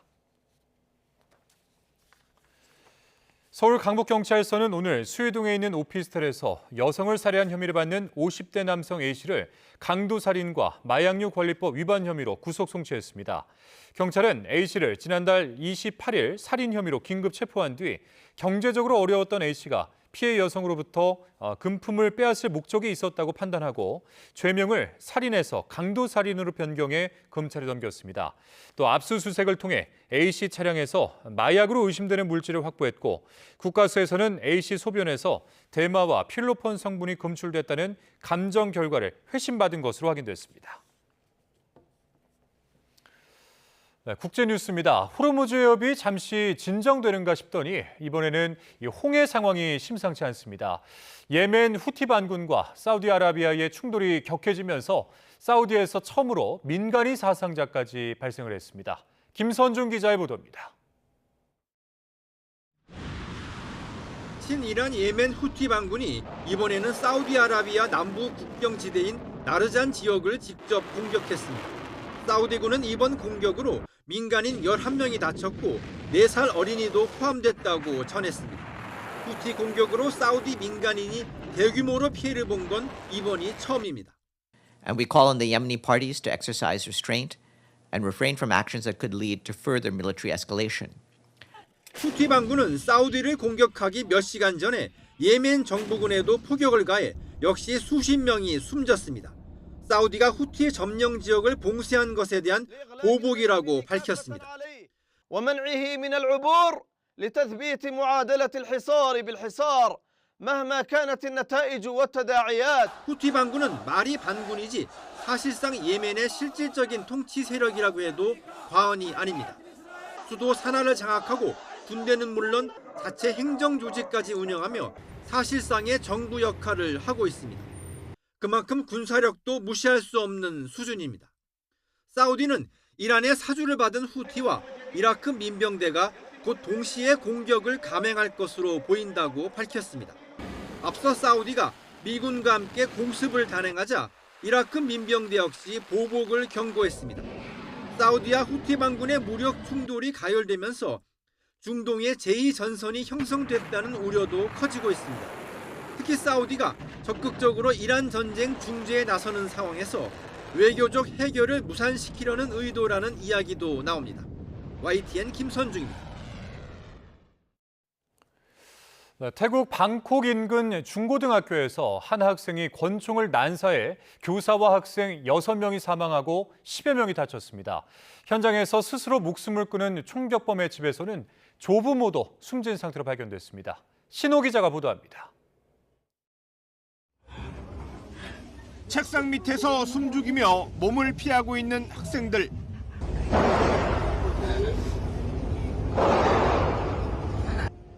교실 밖에서 총격 사건이 벌어졌습니다. 수업종이 울리는 몇 초 사이에도 2발의 총성이 들립니다. 총소리가 그치자 교사들은 학생들을 급하게 대피시켰습니다.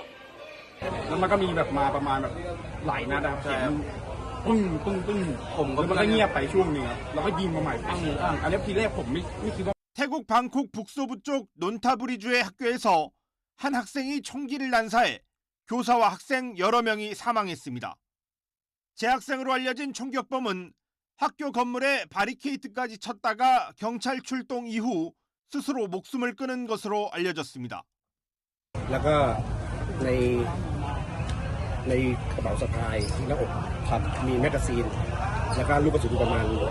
총격을 벌인 학생의 집에서는 조부모까지 숨진 상태로 발견됐습니다. 경찰은 총격범의 가족을 상대로 총기 소지 경위 등을 조사 중입니다.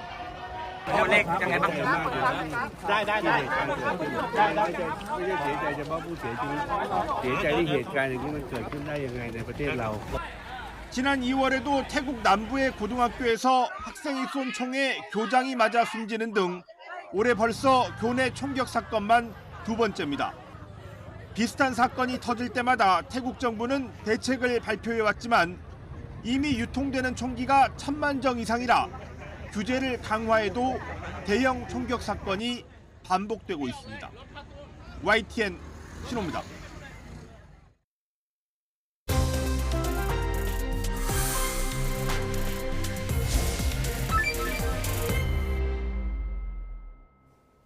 드론이 공원으로 치킨과 음료를 배달하는 모습이 이제 수원에서는 상상이 아닌 현실이 됐습니다. 네, 수원시가 AI와 첨단 기술을 도시 곳곳에 적용하며 이 첨단 과학 연구 도시로의 도약에 박차를 가하고 있습니다. 이재준 수원시장 오늘 직접 모시고 이야기 들어보도록 하겠습니다. 안녕하십니까, 시장님. 어서 오십시오. 안녕하세요. 네, 민선 9기가 이제 출범한 지도 한 달이 좀 넘었습니다. 네. 일단 재선으로 다시 수원시장을 맡게 되셨는데 그 소감 말씀해 주시면서 어떤 정책에 또 힘을 쏟으실지 이 부분도 함께 짚어주시죠. 네, 믿어주시고 다시 일할 수 있게 기회를 주신 시민들께 감사드립니다. 시민들과 잘 소통하고 또 함께 비전을 세워서 추진력 있게 실천한 여러 가지 것들을 잘 인정해 주신 것 같습니다. 약속을 지키는 사람, 또 일 잘하는 시장 이렇게 인식되셔서 네. 아마 일할 수 있게 하신 것 같아요. 민선 9기의 주요 과제는 3가지로 집약됩니다. 네. 첫 번째는 아직도 대한민국 생활비 문제가 팍팍합니다.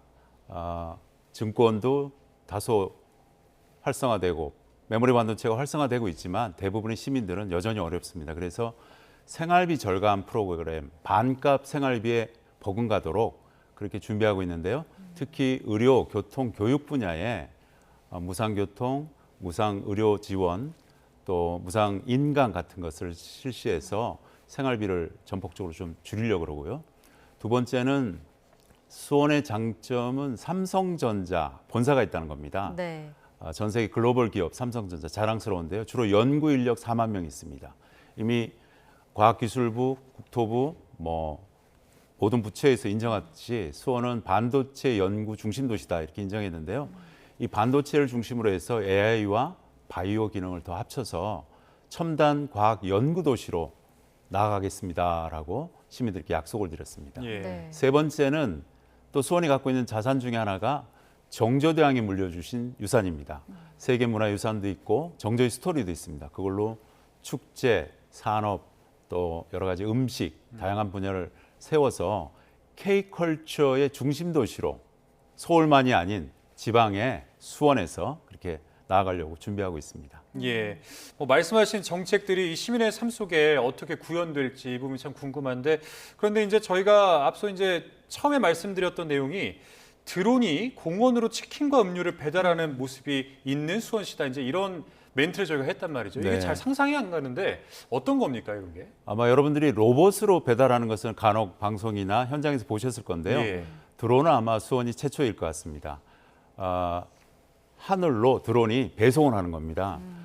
지금 시작되고 있는 광교호수공원이 60만 평이 굉장히 큽니다. 넓은 면적인데요.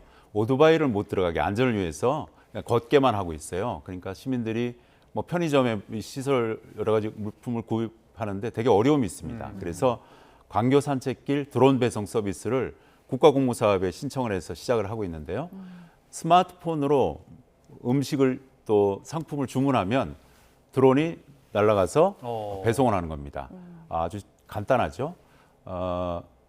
피크닉 용품에서부터 물, 음료수 대부분의 용품을 배달할 수 있는 거니까 아주 굉장히 서비스가 좋습니다. 현재 광교호수공원을 6군데 지정해서 하고 있긴 있는데 이것이 서비스가 만족스러우면 우리 수원에 있는 여러 공원, 큰 면적에 있는 공원을 확대해서 다양한 서비스를 확대할 예정입니다. 네. 생각해보니까 간단하고 더 편리해지지 않을까 이런 생각이 드는데, 또 최근에 이제 수원시가 AI 분야 정부 공모 사업에 선정돼서 846억 원을 확보했다고 들었습니다. 어마어마했죠. 네. 그럼 이런 걸 발판으로 한다면 수원시가 앞으로 좀 이런 분야에서 어떻게 성장해 나갈 수 있을까요? 재작년부터 저희가 AI 스마트 정책국이라고 아예 국 단위로 AI 분야를 총괄하게 만들었습니다. 아마 기초 지자체 중에는 첫 번째로 이렇게 시작을 해서 여기서 총괄을 해서 올해만 해도 약 850억 정도의 국가공모사업에 신청을 해서 7개 분야를 지정받았습니다. 아까 말씀드렸던 그 드론 배송 사업에서부터 그러니까 로봇 산업, 또 예를 들면 교육 산업, 또 포털 자동 탐지, 또 산업 현장의 화재 조기 감지, 또 AI 인지의 양성, 이런 여러 가지 분야에 850억 가까이 국가 지정을 받았는데요. 그중에 한 80%는 국도비고 한 20%가 시비니까 굉장히 절감을 하면서도 AI 디지털 분야, 또 반도체 분야에 선도적인 중심 도시로 성장할 수 있는 겁니다. 지금 국가가 정책이 전국 토럴 AI 반도체 국가로 만들려는 꿈이 있지 않습니까? 저는 충분히 우리나라 정도의 면적이면 가능하다고 보는데 연구와 실증과 실험은 수원에서 하자라는 차원에서 저희 시가 지금까지 공모사업에서 선정된 분야를 토대로 열심히 준비해서 전국화시키겠습니다. 그러니까 AI와 이 첨단 산업의 중심지로 도약을 하려면 사실 이제 기업과 투자를 끌어들이는 것이 좀 관건이지 않을까 하는 생각이 드는데, 앞에서 이 수원 경제자유구역 지정을 민선국의 핵심 과제로 강조를 하셨습니다. 그런데 이제 그렇다면 이 경제자유구역이 수원의 산업 구조와 미래 경쟁력을 어떻게 바꿀 것인가, 이 부분에 대해서 설명을 좀 부탁드립니다. 한마디로 이야기하면 한국형 실리콘밸리를 수원에서 완성하자는 겁니다. 실리콘밸리의 구조를 보면 연구개발, 또 투자를 지정해 주고요. 또 창업 활동이 세계가 활발한 지역이 실리콘밸리입니다. 특히 이제 반도체 중심으로 생각을 했는데 모든 분야에 이제 실리콘밸리를 상징화하는 거죠. AI 분야, 바이오 분야, 또 반도체 분야. 이 세 분야를 특히 수원이 갖고 있는 장점, 삼성전자와 또 반도체 중소기업이 몰려 있고 광교에만 해도 1만여 명의 바이오 연구 인력이 있고요. 삼성전자는 4만 명의 연구 인력이 있어요. 그걸 갖고 연구 중심의 도시, 첨단과학 연구 도시로 나아가려고 하는데 경제자유구역이 가장 적합하다라고 판단해서 국가에 지금 신청을 하고 있습니다. 우리나라에 한 30여 개, 많게는 한 80여 개의 특구가 있어요. 그 특구 중에 하나가 경제자유구역인데 한 300여 개, 많게는 600여 개의 특구가 지정돼 있습니다만 수원이 수도권에서 지정받을 수 있는 가장 좋은 것이 경제자유구역이라고 생각해서 신청을 하는데요. 경제자유구역의 특징은 뭐냐면 외국인 투자 기업이 자유롭게 들어올 수 있습니다. 세제 혜택도 있고 규제 특례가 굉장히 많습니다. 네. 수도권 수원에 가장 적합한 특구다. 그래서 이걸 통해서 한국형 실리콘밸리를 완성하겠다는 생각입니다. 네, 그 지금 이제 휴가철이잖아요. 네. 시청자분들께 이제 수원에 있는 행사, 명소 어디 있는지 좀 많이 오시라고 이렇게 좀 짧게 한마디 좀 해주시죠. 30초 드리겠습니다. 네. 다음 주 14일부터 시작하는 수원 국가유산 야행이라는 게 있습니다. 밤에 오시면 제일 좋고요. 네. 낮에도 시원한 또 미술관이나 여러 가지 볼 수 있는데요. 수원이 요즘 MZ세대들이 많이 와요. 행리단길, 먹거리와 즐길거리, 또 체험거리가 많기 때문입니다. 네. 수원의 가족, 연인, 친구들 많이 오시면 최고입니다. 알겠습니다. 많은 분들이 찾아주셨으면 하는 바람입니다. 오늘 말씀 여기까지 듣겠습니다. 지금까지 이재준 수원시장과 함께했습니다. 오늘 말씀 고맙습니다. 감사합니다. 네.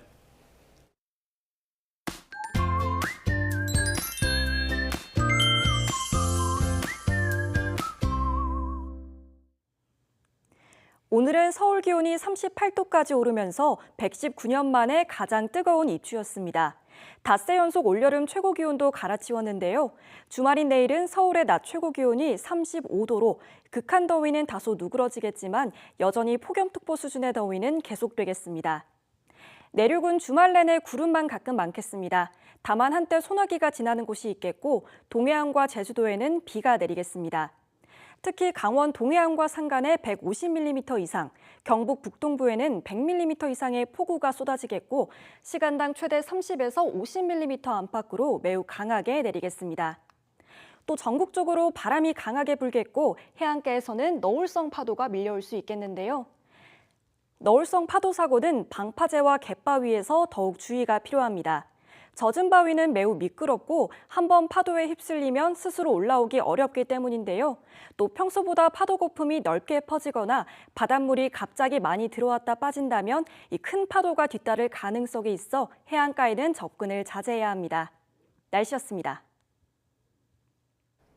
이상으로 YTN 뉴스 플러스 마칩니다. 잠시 후에는 뉴스케어 오후 8시 뉴스가 방송됩니다. 함께해 주신 여러분 고맙습니다.